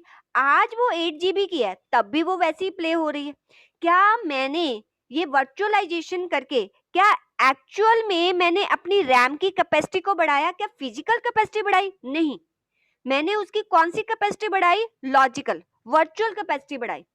उस वर्चुअल कैपेसिटी को इनहेंस करके मैंने हैवी एप्लीकेशंस को भी क्या कर दिया? अपने सिस्टम पर रन कर दिया।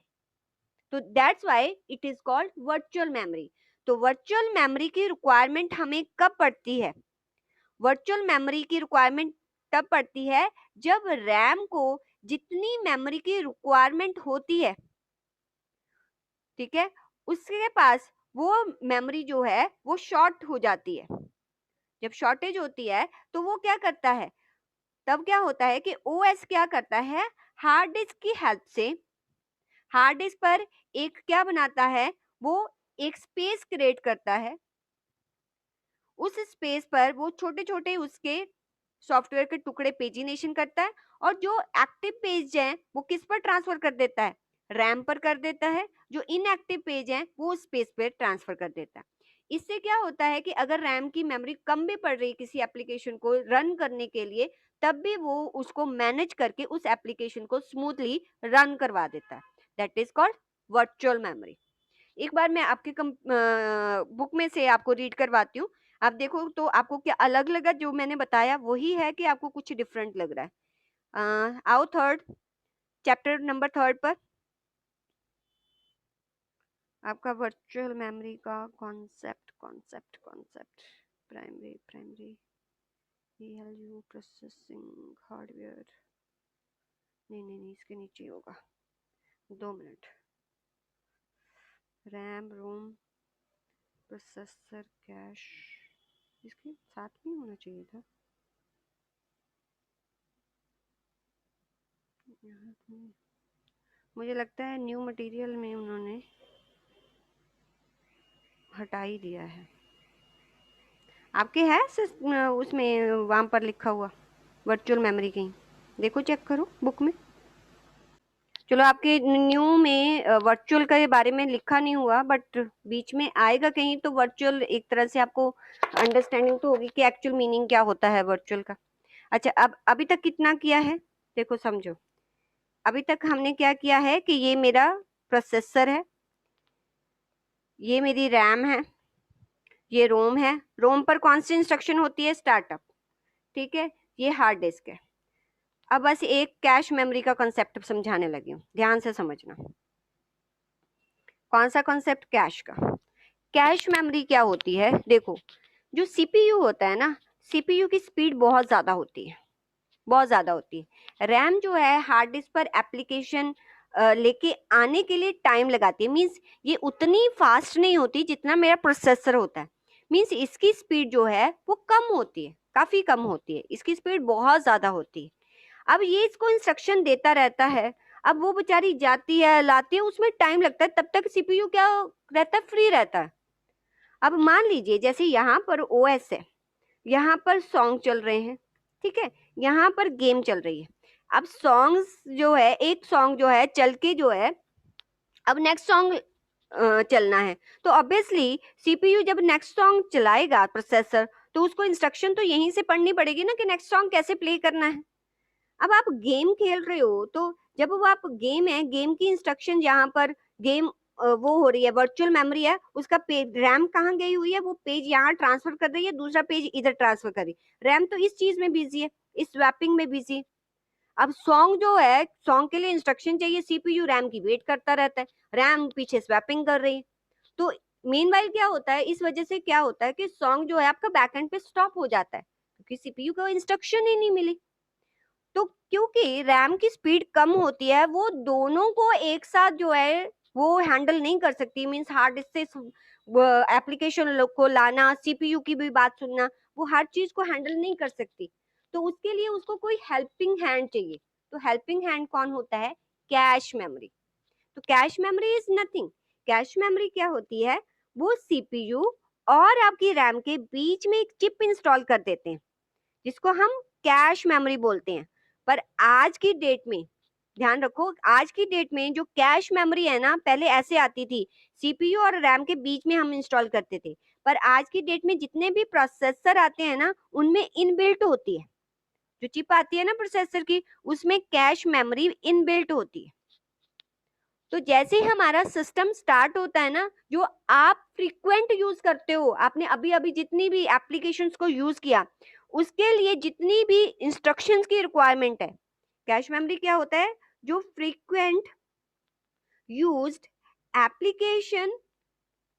एप्लीकेशंस होती हैं एंड फ्रीक्वेंट यूज इंस्ट्रक्शंस होती हैं, उसको अपने ऊपर इंस्टॉल कर लेता है, अपने ऊपर स्टोर कर लेता है। अब क्या होगा, क्योंकि सॉन्ग चल रहे हैं, अब ये एक्टिव एप्लीकेशन है, इसकी जो इंस्ट्रक्शन है वो कहाँ स्टोर कर लेगा? कैश पर। यहाँ गेम चल रही है, अब रैम अगर इसमें बिजी भी है, तो सीपीयू जो है वो इंस्ट्रक्शंस कहाँ से रीड कर लेगा? कैश मेमोरी से रीड कर लेगा। तो जिस वजह से आपका सॉन्ग भी स्मूथली चलता रहेगा और आपकी गेम भी चलती रहेगी। तो ultimately cash is nothing. Cash एक हेल्पिंग हैंड है रैम के लिए, क्योंकि रैम और प्रोसेसर की स्पीड में जो है वो डिफरेंस होता है। उस डिफरेंस के गैप को फिल करने के लिए हम प्रोसेसर पर एक मेमोरी इंस्टॉल करते हैं, कैश मेमोरी। तो ऐसे ही आपके मोबाइल पर भी होता है। आप देखते हो जितनी भी आपने रिसेंट एप्लीकेशन चलाई होती हैं, वो आप वो 3 लाइंस होती है ना मोबाइल में, वो प्रेस करते हो दिखाई देती है ना कि आपकी कितनी एक्टिव एप्लीकेशंस हैं। तो वहीं से भी आप रन कर सकते हो। जब आप वहीं से रन करते हो तो प्रोसेसर अपने ऊपर से ही वो रन कर लेता है और एप्लीकेशन को चलने में ज्यादा टाइम नहीं लगता, एकदम से वो ओपन हो जाती है। तो अगर आपकी कैश मेमोरी, क्योंकि कैश मेमोरी है, ऑब्वियसली उसकी भी एक कैपेसिटी होगी, वो एक दिन एप्लीकेशन स्टोर करते करते वो फुल हो जाती है। फिर जब आप कोई न्यू एप्लीकेशन चलाते हो, उसकी इंस्ट्रक्शन आने के लिए तो उस पर प्लेस ही नहीं होता, तो आपकी न्यू एप्लीकेशन ना कभी कभी बहुत डिले लगाती है, मतलब इतनी स्मूथली नहीं चल रही। फिर आप देखना अपनी कैश मेमोरी को क्लीन करके देखना, फिर देखना वो एप्लीकेशन बड़ी अच्छी तरह से चलती है। ये रीजन होता है उसका। दैट्स वाई हम कैश लगाते हैं, क्योंकि दोनों की स्पीड में डिफरेंस होता है। तो एक बार मैं बुक से आपको रीड करवा देती हूँ वो कैश मेमोरी के बारे में क्या कह रहा है। देखो, निकाल लिया आपने अपनी बुक में से ये वाला कॉन्सेप्ट। कहता है cache memory is a smaller, बहुत ही छोटी सी मेमोरी होती है, एक्सट्रीमली फास्ट, बहुत फास्ट होती है। क्यों लगाई थी? क्योंकि रैम जो है वो स्लो स्पीड की थी, इसलिए इसको फास्ट होना जरूरी है। Type built into a computer central processing unit. अब क्या होता है, जो सीपीयू के अंदर ही इनबिल्ट की होती है, that act as a buffer between RAM and CPU. CPU और रैम के लिए एज ए बफर काम करती है, मीन जो फ्रीक्वेंटली यूज इंस्ट्रक्शन और डेटा उसका स्टोर करके रखती है। Cache memory stores copies of the data from the most frequently used main memory location। Main memory यहाँ किसको बोला गया है? रैम को। तो मेन मेमोरी का मतलब रैम है यहाँ पर। so that CPU can access it more rapidly than main memory। Main memory पर जाके इंस्ट्रक्शन लेके आएगा, उससे बेटर है कि वो उसी कैश मेमोरी से इंस्ट्रक्शन उठा के आपकी एप्लीकेशन को रन कर देता है। तो ये आपकी कैश मेमोरी की डेफिनेशन है। अभी ये दोनों डिफरेंसेस अभी मैं करवाती हूँ प्रोसेसर रजिस्टर बताने के बाद। कैश मेमोरी क्लियर हो गया? मैम कैश मेमोरी जो है वो सीपीयू में क्यों होती है? क्योंकि सीपीयू को जो भी काम कर रहा है, जितनी भी एक्टिव एप्लीकेशंस हैं, उन एप्लीकेशन में क्या क्या चेंजेस आने हैं, मीन्स एक सॉन्ग चलने के बाद कहाँ शिफ्ट हो, या गेम चलने के बाद कहाँ शिफ्ट हो, या टैली में आप कुछ भी है, क्योंकि सॉफ्टवेयर को चलाने के लिए इंस्ट्रक्शन चाहिए होती हैं। अगर सीपीयू वो इंस्ट्रक्शन लेने के लिए रैम पर जाएगा ना, दैट विल टेक टाइम। इसलिए वो क्या करता है, जो एक्टिव एप्लीकेशन की इंस्ट्रक्शन है वो अपनी कैश में ही स्टोर कर लेता है और फटाफट वहां से पढ़ता पढ़ता करता रहता है काम। मैं एग्जांपल देती हूँ, जैसे आप लाइब्रेरी में सपोज करोगे, ठीक है, लाइब्रेरी में क्या होता है कि जो लाइब्रेरियन है वही आपको बुक देता है और वही आपसे बुक लेता है, आपको अलाउ नहीं है पीछे जाना। अब आप क्या करते हो कि आपको कोई बुक जो है रिटर्न करनी है और वो बुक बहुत ही डिमांड में है, तो आपने बुक रिटर्न की, लाइब्रेरियन ने ली, ठीक है, वो पीछे रखाया। अब दूसरा पर्सन आया, उसको भी वही बुक चाहिए थी, क्यों, बहुत लंबी है। अब लाइब्रेरियन क्या करेगा, फिर पीछे जाएगा, वो बुक्स को लेके आएगा, उसको देगा। अगर उसको पता है कि कुछ ऐसी बुक्स हैं जो बहुत ज्यादा डिमांड में है, तो वो क्या करे, अपने पास ही एक कबर्ड बना ले, उसमें वो बुक्स रख दे। अब जैसे ही आपने वापस की वो बुक, आपने वहां पर रखी, दूसरा पर्सन आया, उसने वहीं से उठा के उसको दे दी, तो कम टाइम लगा ना, मतलब उसने अपने पास एक बफर बना लिया जो फ्रिक्वेंटली यूज्ड होता है डेटा। उससे क्या होता है, स्पीड फास्ट हो जाती। अंडरस्टैंड? समझ आई? अरे आवाज आ रही है? यस नो नहीं बोलती तुम? Yes ma'am. हाँ, ठीक है। वॉइस पूरी ब्रेक हो गई थी, कैश मेमोरी वाला समझ नहीं आया। ओहो, चलो मैं दोबारा बताती हूँ। लाइब्रेरी की एग्जांपल समझ आई थी, सुनी थी? हाँ, वही ब्रेक हो रही थी वॉइस पूरी। हाँ, देखो मैंने कहा कि जैसे आप लाइब्रेरी में जाते हो, एक लाइब्रेरियन है, वो ही जो है वो कस्टमर से बुक लेता है और बैग पर जाके रखता है। अब आप एक बुक लेके आए जो बहुत ज्यादा यूज होती है, तो वो आप बुक लेके आए, लाइब्रेरियन ने आपसे बुक ली और बैग पर जाके रखाया। आपके पीछे एक और पर्सन खड़ा था, उसको भी वही बुक चाहिए थी। तो जैसे उसने डिमांड की, अब लाइब्रेरियन फिर वापस जाएगा, उस बुक को लेके आएगा। अब क्यों, बहुत लंबी है, अब उसको ये टाइम लगेगा ना, पीछे जाएगा, पहले रख के आया फिर अब लेके आएगा। तो वो क्या कर सकता है, जो फ्रिक्वेंटली यूज्ड होती है ना बुक्स, जो बहुत उसको लगता है कि कस्टमर इनकी डिमांड करते ही करते हैं, वो अपने पास एक क्या बना ले, कबर्ड बना ले, उसमें वो वाली बुक्स रख दे। उससे क्या होगा, जैसे ही कस्टमर आएगा वो वहीं से बुक उठा के दे देगा। वो फ्रिक्वेंटली यूज्ड जो होती है उनको रखेगा। उससे क्या होगा कि टाइम भी सेव होगा, कस्टमर भी सेटिस्फाई होगा। अब पीछे जाके रखना, लेके आना, वो बहुत टाइम लगाता है। ऐसे ही कंप्यूटर की कैश मेमोरी करती है। कैश मेमोरी क्या करती है, जो फ्रीक्वेंटली सीपीयू को इंस्ट्रक्शन चाहिए होती है या डेटा चाहिए होता है, वो अपने ऊपर स्टोर कर लेती है। उससे क्या होता है कि सीपीयू को अब मेन मेमोरी मींस रैम के पास नहीं जाना पड़ता, वो यहीं से अपनी इंस्ट्रक्शंस को पढ़ के आपके मॉनिटर पर चला के दिखा देता है। इससे क्या होता है कि आपकी एप्लीकेशन जो है वो स्मूथली रन करती है। ये होता है कैश मेमोरी का फंक्शन। अब सुनाई दिया आकाश? Yes ma'am. चलिए ठीक है, तो ये होगी आपकी कैश मेमोरी। एक और कॉन्सेप्ट, थर्ड कॉन्सेप्ट। अब देखो मैंने आपको सीपीयू बोल रही हूं मैं रैम बोला आपको। अच्छा, रैम पर फर्स्ट एप्लीकेशन कौन सी होती है? ओएस। जितनी एक्टिव एप्लीकेशंस होंगी वो कहाँ होंगी? रैम पर। ये होगी आपकी हार्ड डिस्क, ये होगी रोम। आपको पता है सीपीयू काम कैसे करता है? सीपीयू एक छोटी सी चिप होती है, उसके बारे में सीखो।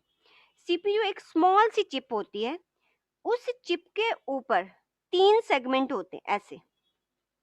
एक सेगमेंट का नाम होता है सीयू, एक सेगमेंट का नाम होता है एएलयू, एक सेगमेंट का नाम होता है रजिस्टर। इसको हमें जो प्रोसेसर की इंटरनल मेमोरी भी कहते हैं। ध्यान से समझना। देखो सीयू का काम क्या होता है? सीयू का मतलब होता है कंट्रोल यूनिट, एएलयू का मतलब होता है अरिथमेटिक लॉजिकल यूनिट, और रजिस्टर क्या होती है? वो इसकी सीपीयू की मेमोरी होती है। अब क्या होता है कि जैसे ही आपने कोई भी कंप्यूटर को काम करने के लिए दिया, डेटा दिया, एक एग्जांपल के थ्रू समझते हैं। मान लो मैंने उसको डेटा दिया 2 + 4 - 5 + 6 × 3 ÷ 10, ऐसा कुछ डेटा दिया। बहुत मतलब ये डेटा दिया है एग्जाम्पल के थ्रू। ये डेटा जब मैंने दिया तो लिखा कहाँ जाएगा? रैम पर। रैम की किसी लोकेशन पे लिखा जाएगा, क्योंकि जो भी मैं लिख रही हूँ ना वो रैम पर स्टोर हो रहा है। जब मैं फाइल सेव कर देती हूँ तो हार्ड डिस्क पे चली जाती है, अगर मैं सेव नहीं करती, मैं बंद कर देती हूँ, वो डिलीट हो जाती है। ये आपको भी पता होगा। अब डेटा जो मैं लिख रही हूँ यहाँ पर, अब इस पे जो कैलकुलेशन करनी है वो तो रैम थोड़ी करेगी, वो कौन करेगा? आपका सीपीयू, आपका प्रोसेसर करेगा। प्रोसेसर क्या करेगा? इस डेटा को अपने पास लेके आएगा प्रोसेसिंग करने के लिए। अरे अपने पास लेके आएगा, कहीं मेमोरी में तो रखना पड़ेगा ना उसको। अपने पास रखेगा कहाँ? जब तक उसके पास कोई प्लेस नहीं होगा। तो जो डेटा जिस पे प्रोसेसिंग होती है वो डेटा आता कहाँ है? वो कंप्यूटर के रजिस्टर पर आता है। तो रजिस्टर क्या है? वो इंटरनल मेमोरी है। जिस डेटा पर प्रोसेस करना होता है उस डेटा को वो रैम से लेके कहाँ पर आता है? अपने पास। अच्छा, कौन सा डेटा कब लाना है, कब उसको वापस भेजना है, ये डिसाइड कौन करता है? सीयू। सीयू कंट्रोल यूनिट है। कंट्रोल यूनिट मतलब ये एक तरह से शिप के कैप्टन की तरह है। क्या कैप्टन खुद शिप चलाता है? नहीं, वो सबको इंस्ट्रक्ट करता है कि कब शिप कितनी स्पीड पर चलेगी, कहाँ पर रुकनी है, ठीक है, और उसमें क्या क्या चेंजेस आप रूट में करोगे, वो सब कुछ सीयू बताता है। ये शिप के कैप्टन की तरह काम करता है। प्रोसेसिंग खुद नहीं करता। प्रोसेसिंग किससे करवाता है? एक्चुअल प्रोसेसिंग कौन करता है? आपका अरिथमेटिक लॉजिकल यूनिट। तो ये जो प्रोसेसिंग करनी है ना 2 + 4 - 5 + 6 × ये कौन करेगा? Arithmetic logical unit. जब अरिथमेटिक लॉजिकल यूनिट इस पर प्रोसेसिंग कर देगा तो वो सीयू को बताएगा कि देख मैंने प्रोसेसिंग कर दी, रिजल्ट रेडी हो गया। फिर सीयू क्या करेगा? उस रिजल्ट को दोबारा से रैम पर पहुंचा देगा और रैम से आपके मॉनिटर पर दिखाई देगा। तो ये काम होता है इन 3 कंपोनेंट्स का। पहले आपको बहुत डिटेल में थे, लेकिन अब उन्होंने बहुत शॉर्ट कर दिया।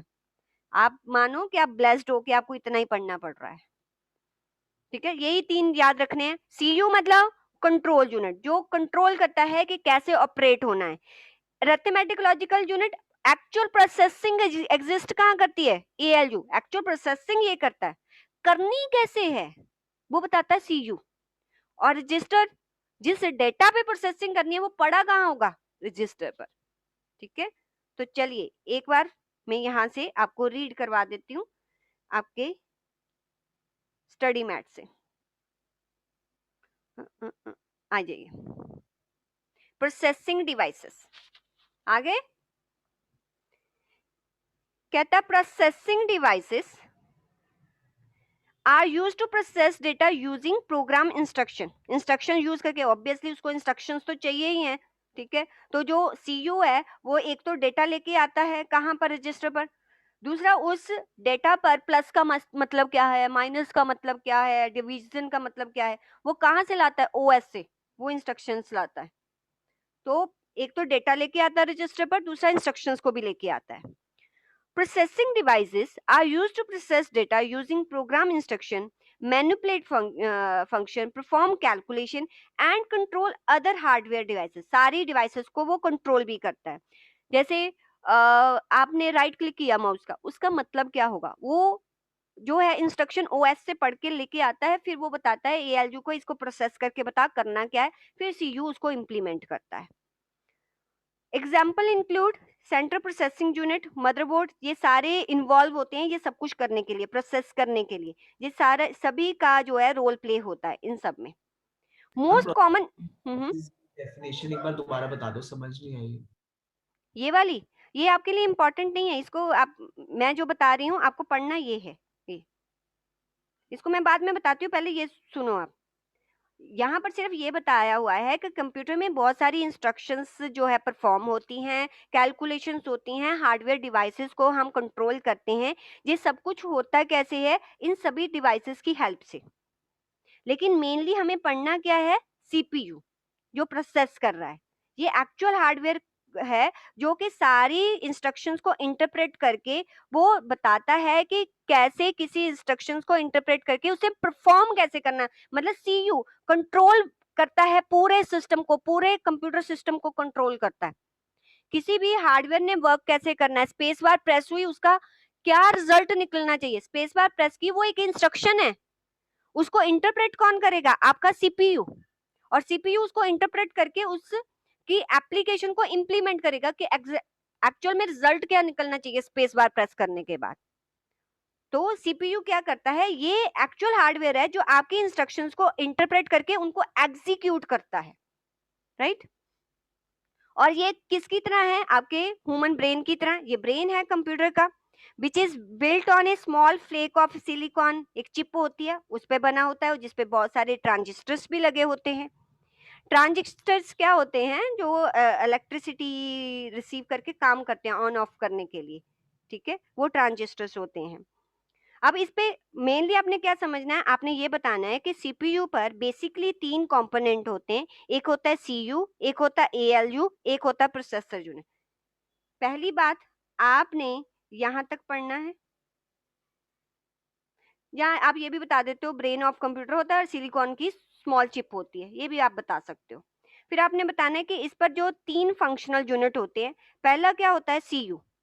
सीयू फ्लो कंट्रोल करता है डेटा और इंस्ट्रक्शंस के फ्लो को।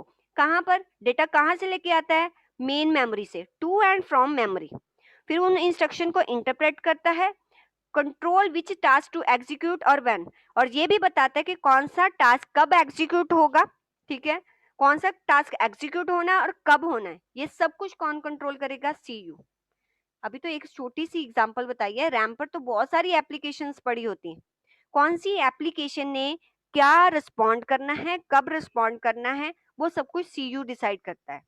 तो सीयू क्या करता है, कंट्रोल करता है फ्लो ऑफ डेटा और इंस्ट्रक्शन को, याद रखना है कीवर्ड। क्या करता है सीयू, कंट्रोल करता है flow of data and instruction को, और डिसाइड करता है कि कौन सा प्रोग्राम कब एग्जीक्यूट होना है, ठीक है, कौन सा प्रोग्राम एग्जीक्यूट होना है और कब होना है, ये भी सीयू करता है। कैप्टन ऑफ शिप है ये, क्योंकि वो भी यही डिसाइड करता है ना कि कौन सी चीज कब होनी है, क्या होनी है और कब होनी है। और अरिथमेटिक लॉजिकल यूनिट ये एक्चुअल में ऑपरेशन करता है, जो एक्चुअल प्रोसेसिंग होती है वो इस पर होती है। It performs arithmetic operation, addition, subtraction. Arithmetic operation कौन से होते हैं, एडिशन, सब्सट्रैक्शन, मल्टीप्लिकेशन। लॉजिकल कौन से होते हैं, greater than, less than, equal to. ये सारे फंक्शन कौन परफॉर्म करता है, आपका अरिथमेटिक लॉजिकल यूनिट। जैसे फॉर एग्जाम्पल लॉजिकल कैसे होगा, मान लो आपने एक फाइल ओपन करनी है, ठीक है, फाइल का नेम है text1।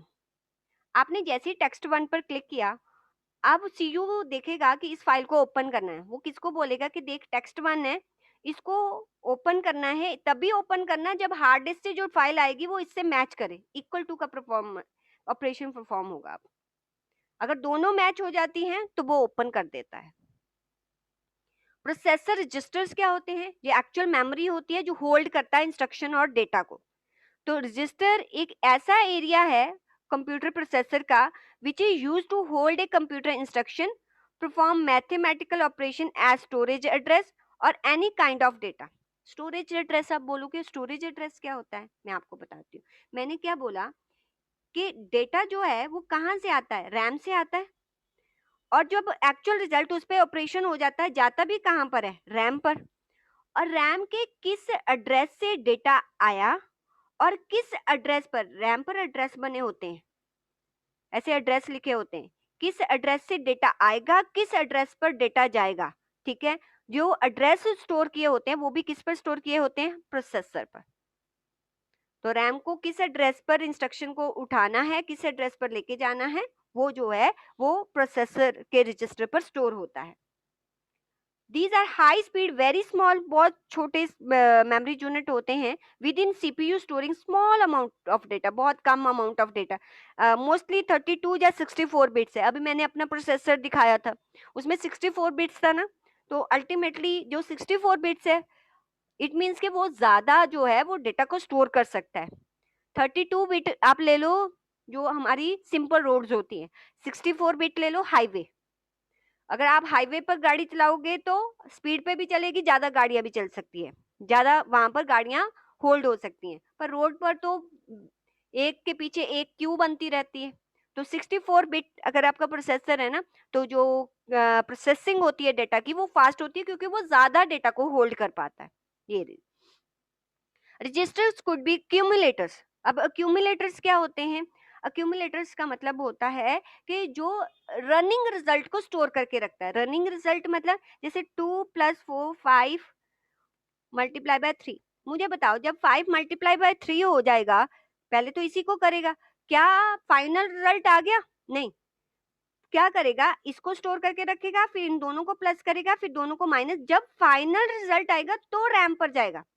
अगर इन बिटवीन है, अगर जो है रिजल्ट जो है, क्वेश्चन अभी कंप्लीट नहीं हुआ हमारा, अभी रनिंग टोटल है, अभी टोटल नहीं हुआ, तो वो जो इंटरमीडिएट रिजल्ट होते हैं उनको स्टोर जहां करके रखते हैं उसको बोलते हैं हम अक्यूमुलेटर्स। ठीक है, एड्रेस रजिस्टर क्या होगा? जो रैम पर कहाँ से डेटा आया और कहाँ जाएगा वो स्टोर करके रखता है। स्टोरेज रजिस्टर, जो मेरा डेटा है वो एक्चुअल किस में स्टोर होगा? इसमें, स्टोरेज रजिस्टर में। अक्यूमुलेटर तो सिर्फ रनिंग जो इंटरमीडिएट रिजल्ट है उसको स्टोर करके रखता है, जिस डेटा पे प्रोसेसिंग हो रही है वो स्टोरेज रजिस्टर करके रखेगा। मिसलेनियस जो है, जितनी भी इंस्ट्रक्शंस वगैरह होती हैं वो मिसलेनियस रजिस्टर पे होती हैं। तो अल्टीमेटली जो ये रजिस्टर होते हैं जो मैंने आपको बताया वो 4 टाइप्स के होते हैं। एक होता है एक्यूमुलेटर, इस पे आएगा नहीं क्वेश्चन, फिर भी मैं आपको बता रही हूँ। एक होता है स्टोरेज, एक होता है एड्रेस और एक होता है मिसलेनियस। आप लिख सकते हो अक्यूमुलेटर जो है वो इंटरमीडिएट रिजल्ट को होल्ड करके रखता है ताकि जब फाइनल रिजल्ट आए तभी जो है वो सिस्टम पे दिखाई दे। स्टोरेज जो है एक्चुअल डेटा जो होता है वो इस पर स्टोर होता है।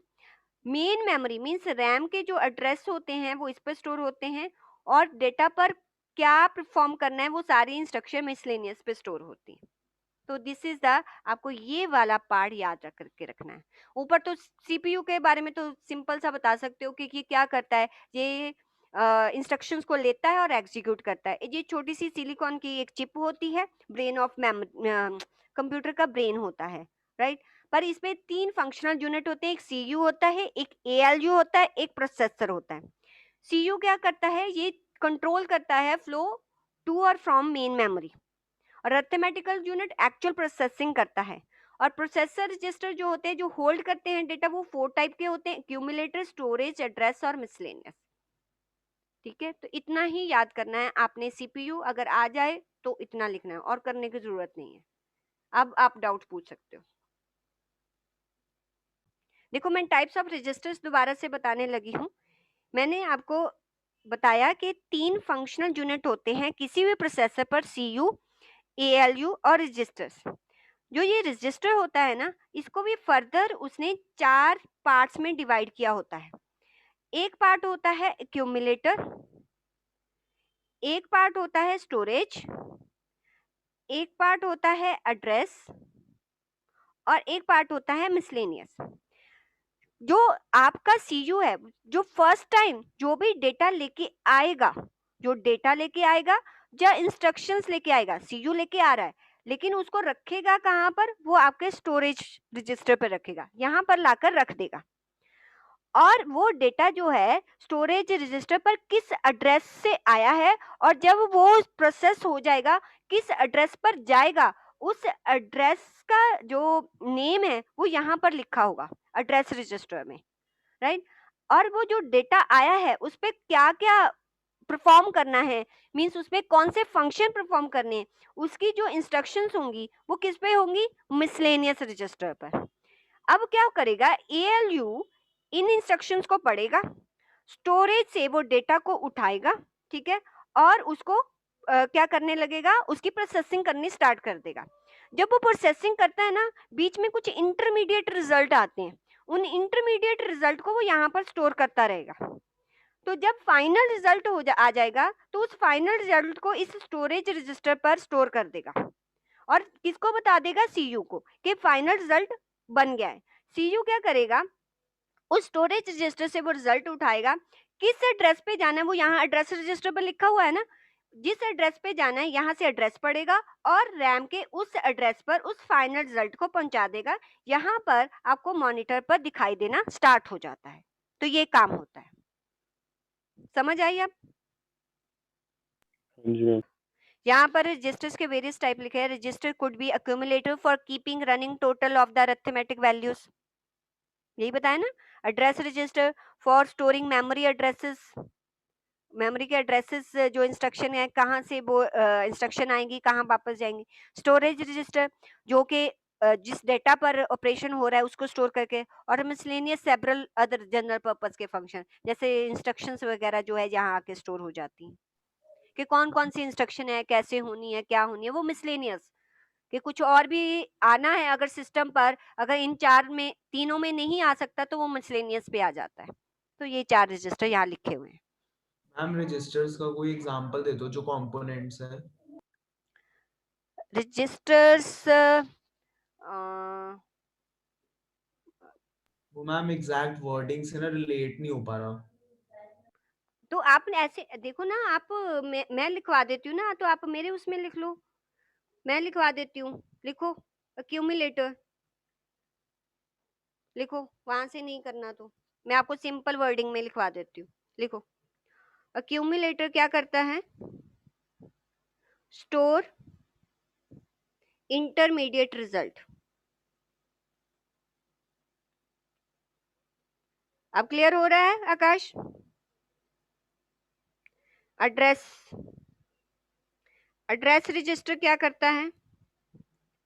Store main memory address locations.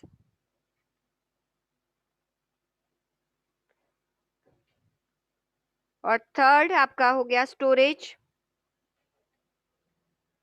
Store the data और इंस्ट्रक्शन, डेटा लिखो बस, तो data on which processing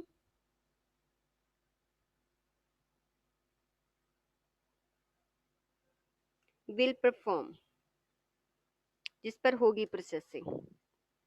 miscellaneous hold the instructions और अदर और use for other general purpose. इतना याद रखना है आपको, ये आप लिख लो।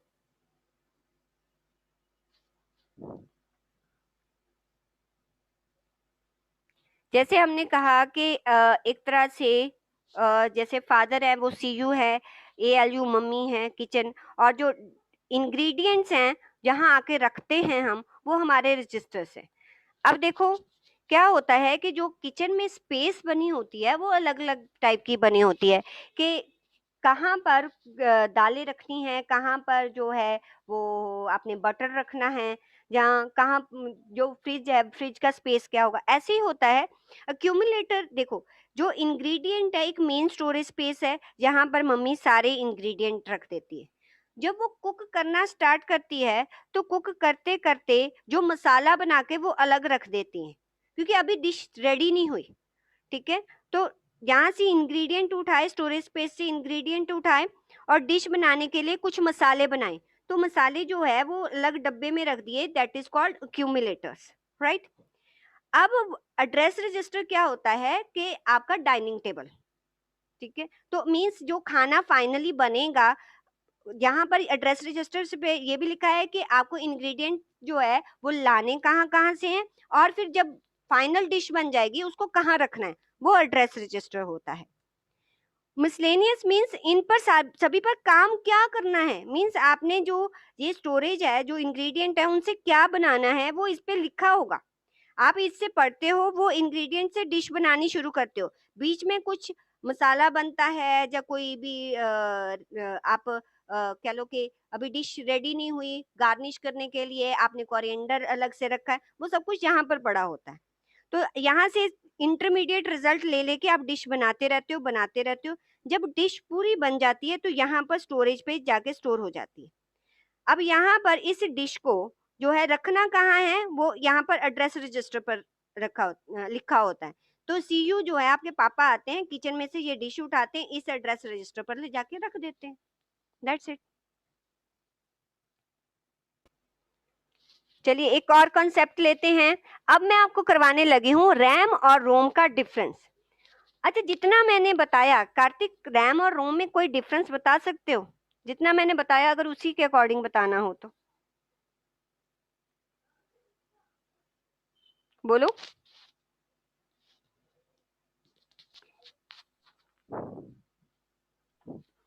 सुमंत आप भी लिखो, चैट बॉक्स में लिख दो आपको कोई डिफरेंस पता हो तो। मैम बेसिकली मैम रैम में मैम वो रैम में मैम स्टोरेज मतलब स्टोर होती है चीज़ें। एक्टिव एप्लीकेशन जो है, जितनी भी एक्टिव एप्लीकेशन होती है वो कहाँ होती हैं? रैम पर, ठीक है। जबकि रोम पर क्या बताया था, रोम पर क्या होता है याद करो। रोम पर एक वर्ड बोला था मैंने, क्या स्टोर होता है? स्टार्टअप इंस्ट्रक्शंस, याद आई? Yes, ma'am. ठीक है। और स्टार्टअप इंस्ट्रक्शंस मतलब क्या हो गया स्टार्टअप इंस्ट्रक्शंस? स्टार्टअप जब कंप्यूटर स्टार्ट होता है ना, तो पहली जो स्टार्ट होने के लिए जो भी इंस्ट्रक्शन चाहिए होती है कंप्यूटर को, वो रोम पर होती है, क्योंकि रैम उस टाइम खाली होती है। तो वहां से पढ़ के जो है वो सीपीयू रैम को बोलता है कि जाओ हार्ड डिस्क से ओएस लेके आओ। फिर उसके बाद जो इंस्ट्रक्शन पढ़नी शुरू होती है ना, फिर वो रैम से पढ़नी स्टार्ट होती है। हाँ स्टार्टअप मीन्स स्टार्ट रोम होने के लिए जो इंस्ट्रक्शन है वो वहां पर जाती है। हाँ मतलब रोम का काम सिर्फ स्टार्टिंग का है। हाँ, स्टार्टिंग, बहुत सारे काम होते हैं वो आपके सिलेबस में नहीं है, आपको इतना ही याद रखना है, ठीक है। और मैं बताऊं, मैंने क्या बोला कि जब आप बंद कर देते हो सिस्टम, तो रैम पर जितना डेटा होता है वो सारा क्या हो जाता है, डिलीट, रैम खाली हो जाती है ना। तो इट मीन्स कि रैम जो है वो वॉलेटाइल मेमोरी है। वॉलेटाइल मेमोरी वो होती है जो कि पावर ऑफ होने से डेटा जिस पर से डिलीट हो जाता है। पर रोम जो है, रोम पर स्टार्टअप इंस्ट्रक्शन होती हैं, अगर वो सिस्टम बंद होने पर डिलीट हो गई तो नेक्स्ट टाइम जब सिस्टम चलेगा तो सीपीयू स्टार्टअप कहाँ से पड़ेगा? तो रोम पर तो इंस्ट्रक्शन एज इट इज रहती हैं, इसलिए इसको क्या बोलते हैं, नॉन वॉलेटाइल। क्या रोम पर आपकी कोई एप्लीकेशन जाती है? मैंने अभी तक ये बताया कि गेम जो है जो ऐसे ही आई हार्ड डिस्क से रोम पर चली गई, नहीं। तो यूजर के जो प्रोग्राम्स होते हैं वो कभी भी किस पर नहीं होते, रोम पर नहीं होते। यूजर के प्रोग्राम किस पर होते हैं, रैम पर, राइट। तो ये तो मतलब जैसे मैंने आपको बताया है उससे आप पता कर सकते हो कि क्या क्या डिफरेंसेस हो सकते हैं। तो जितनी एक्टिव एप्लीकेशन वो रैम पर होती हैं, स्टार्टअप इंस्ट्रक्शन रोम पर होती हैं।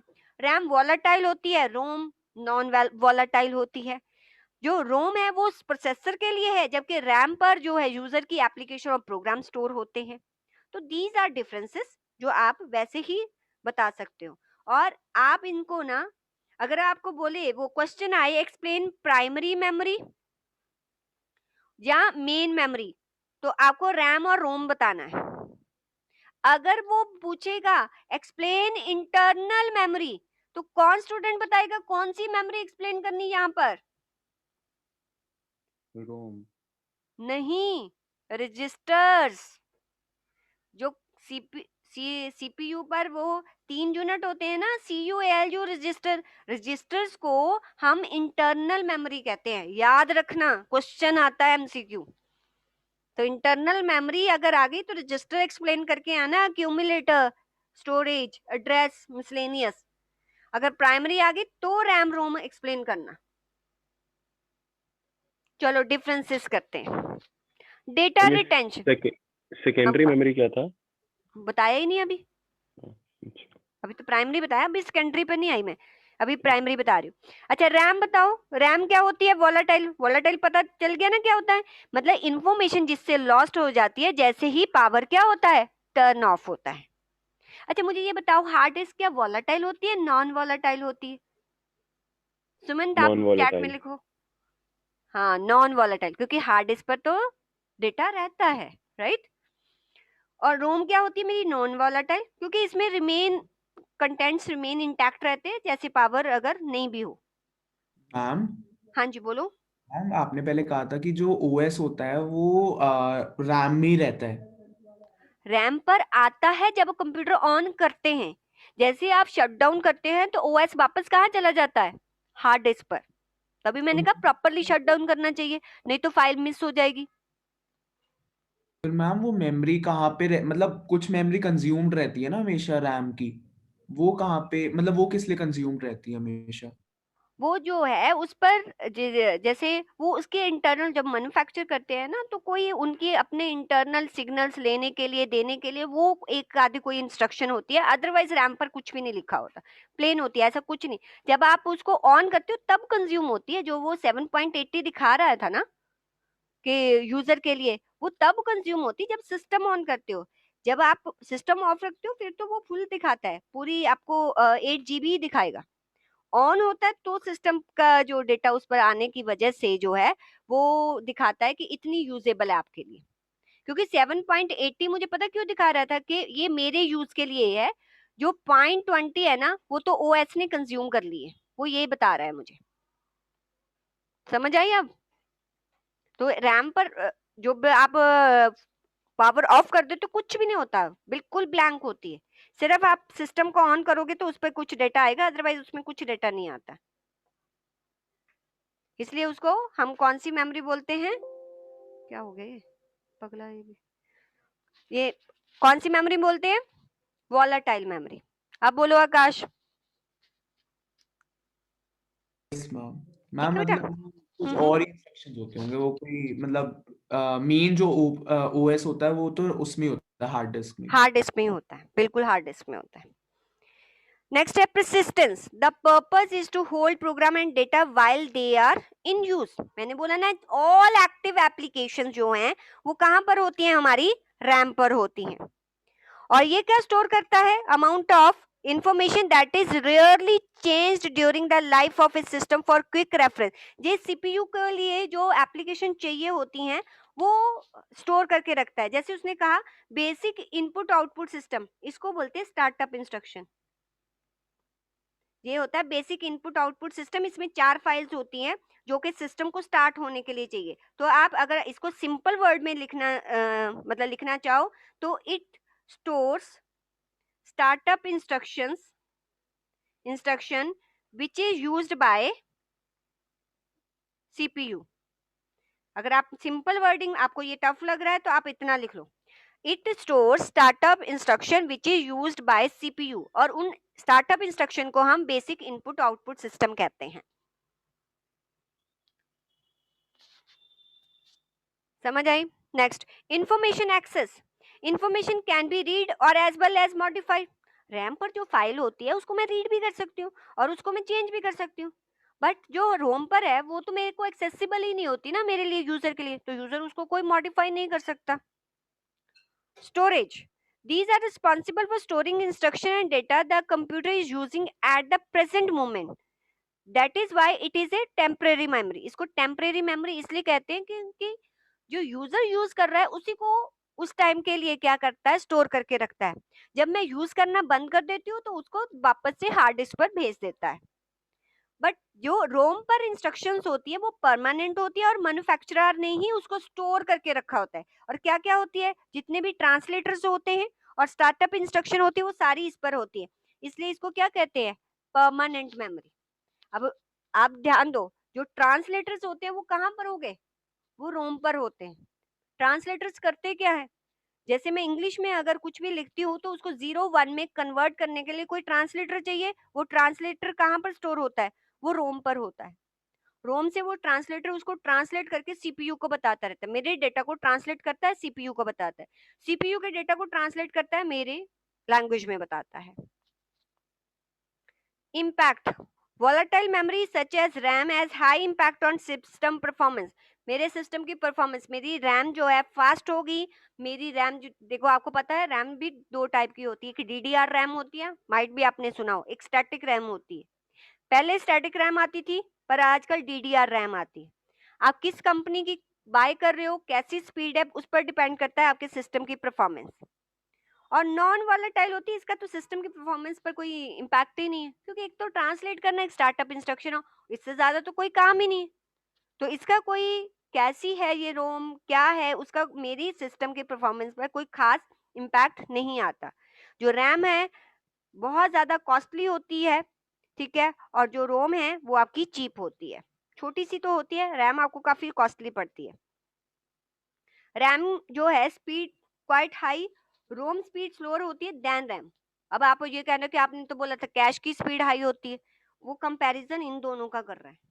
अगर इन दोनों का कंपैरिजन करूँ तो रैम की स्पीड ज्यादा होती है, रोम की कम होती है। और रैम की कैपेसिटी भी ज्यादा होती है, रोम की कैपेसिटी भी कम होती है। तो दीज आर सम डिफरेंसेस। हम रैम और खरीद हाँ, आप अपने सिस्टम में रैम बढ़ा सकते हो। आप अपने मदरबोर्ड को चेक करो, मदरबोर्ड पर 2 स्लॉट्स होते हैं। अगर आपको अपनी रैम को बढ़ाना है तो एक और 8 जीबी की लाकर आप रैम लगा सकते हो। अगर स्लॉट नहीं है तो वो जो 8 जीबी वाली है वो निकाल के आप 16 जीबी की लगवा लो, आपके सिस्टम की परफॉर्मेंस और भी बढ़ जाएगी, इजीली चेंज हो जाती है वो।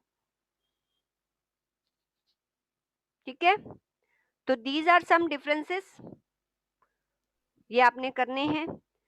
एक और टॉपिक ले लूं आज, मतलब रैम की वजह देखो एक कॉन्सेप्ट कर रही हूँ, processor register and cash memory. तो कैश मेमोरी जब भी आपको आए तो कीवर्ड आपने कौन से यूज करने हैं, frequently use data and instruction. Frequently used data and instructions जो है वो कैश मेमोरी पर स्टोर करके क्या करते हैं, सीपीयू को जो भी डेटा चाहिए होता है जो बार बार यूज होता है वो कहाँ से उठा लेता है, कैश से। उससे क्या होता है कि हमारे सिस्टम की परफॉर्मेंस जो है वो बेटर हो जाती है और एप्लीकेशन जल्दी से जल्दी जो है वो प्रोसेस्ड हो जाती है, डेटा हमारा जल्दी प्रोसेस्ड हो जाता है। जैसे एग्जांपल दी थी मैंने गाना की, कि सॉन्ग चेंज हो रहा है, रैम को वो पूछ रहा है और रैम स्वैपिंग में बिजी है। तो क्या करता है कि सॉन्ग को चेंज करने के लिए जो भी इंस्ट्रक्शन चाहिए वो कैश पर अगर होगी तो कैश से पढ़ के वो चेंज कर देगा। तो उससे क्या हो गया कि हमारी सारी एप्लीकेशन जल्दी से रन हो जाती है और स्मूथली रन होती हैं। और प्रोसेसर रजिस्टर क्या होते हैं, जो डेटा प्रोसेस हो रहा होता है उस डेटा को, ये स्मॉल मेमोरी यूनिट होते हैं प्रोसेसर के अंदर, जो कि डेटा जो प्रोसेस हो रहा है उनको स्टोर करके रखते हैं। ये 32 बिट के रजिस्टर भी हो सकते हैं और 64 बिट के रजिस्टर भी हो सकते हैं। 32 बिट मतलब एक पतली कॉपी ले लो, 64 बिट मतलब जिसमें नंबर ऑफ पेजेस ज्यादा होंगे। ऑब्वियसली नंबर ऑफ पेजेस ज्यादा होंगे तो ज्यादा डेटा स्टोर कर पाओगे, ऐसा समझ लो आप। कैश मेमोरी क्या होती है कि fast memory built in computer, जो कि रिड्यूस करती है क्या, एवरेज टाइम। ये एमसीक्यू बन सकता है कि कौन सी मेमोरी है जो average time to access data from main memory को रिड्यूस करती है, तो वो कैश मेमोरी होती है।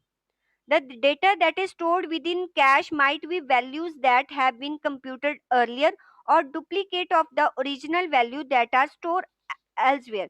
मीन्स या तो ये कोई रिजल्ट हो सकता है, जो पहले आपने कोई कैलकुलेशन की थी वो रिजल्ट हो सकता है, मतलब उसकी हिस्ट्री हो सकती है, या क्या हो सकता है कोई ओरिजिनल वैल्यू है, कोई ओरिजिनल इंस्ट्रक्शंस है, उनकी डुप्लीकेट कॉपी अपने ऊपर रख सकता है, कुछ भी हो सकता है इस पर ये data. The registers are the only thing most processor can operate on directly। ठीक है, प्रोसेसर जो है इस पे डायरेक्टली ऑपरेट करते हैं, मतलब इसी से डाटा जो है एक्सेस करते हैं। कैश मेमोरी इंटरफेस होता है किसमें, रैम और सीपीयू के, सीपीयू और रैम के बीच में लगा होता है। It is not directly accessible for operation, means जो ऑपरेशन हो रहे हैं उनके लिए डायरेक्टली एक्सेसिबल, मीन्स जितनी भी एप्लीकेशन, मैं आपको क्या बोल रही हूँ कि जितनी भी एप्लीकेशन मेरे सिस्टम में चल रही होंगी, जरूरी नहीं है कि हर एक एप्लीकेशन का जो इंस्ट्रक्शन है वो कैश में स्टोर हो। कैश में वो डिसाइड करता है कि कौन सी स्टोर करनी है, कौन सी स्टोर नहीं करनी है। तो सभी जितने भी ऑपरेशन है उनके लिए डायरेक्टली एक्सेसिबल नहीं है, बट सारे ऑपरेशन जो भी एग्जीक्यूट होते हैं वो किस पे आने जरूरी है, वो रजिस्टर पे तो आएंगे ही आएंगे ना, कैश पे जाए ना जाए लेकिन रजिस्टर पर वो आते ही आते हैं। तो ये दो डिफरेंसेस आपको बताए हुए हैं। पहला डिफरेंसेस कर देना कि प्रोसेसर रजिस्टर, ये मेमोरी यूनिट, आपको कीवर्ड दे रही हूँ, ये मेमोरी यूनिट्स होते हैं, ये 32 या 64 बिट के हो सकते हैं, ठीक है। और ये जो रजिस्टर होते हैं, most processor can operate on directly, सारे प्रोसेसर पर डायरेक्टली ऑपरेट, प्रोसेसर यहाँ से तो डेटा हमेशा ही उठाएगा, ऐसा नहीं है कि रैम से उठा के वो उसने प्रोसेस कर दिया, नहीं, हमेशा डेटा जो भी प्रोसेस होगा वो इसके ऊपर तो आएगा ही आएगा। पर कैश मेमोरी, इसको चाहे हटा दो आप, कैश मेमोरी इंटरफेस होता है किसमें, सीपीयू और मेन मेमोरी। हो सकता है कि कोई ऐसी एप्लीकेशन है कुछ किसी का डेटा कैश पर नहीं भी आया तब भी वो प्रोसेस हो गई, क्योंकि कैश फिर अगर फुल हो गई तो उस केस में उस एप्लीकेशन का डेटा तो कैश पर आएगा ही नहीं, तब भी वो रन हो जाएगी। तो ये डिफरेंस बताया हुआ है। तो these are two differences of processor register और कैश मेमोरी, और रैम और रोम के बारे में आपको बताया गया। और अपार्ट फ्रॉम दैट और आपने क्या यहाँ से रीड करना है मैं आपको बताती हूँ, बाकी कुछ मत रीड करना, मैं खुद रीड करवाऊंगी, कंफ्यूज हो जाओगी। सिर्फ रैम रोम कर लेना और कैश और प्रोसेसर रजिस्टर, बस इतना ही आपकी नेक्स्ट क्लास के लिए, इतना रीड करके आएंगे। कोई डाउट है पूछ सकते हो।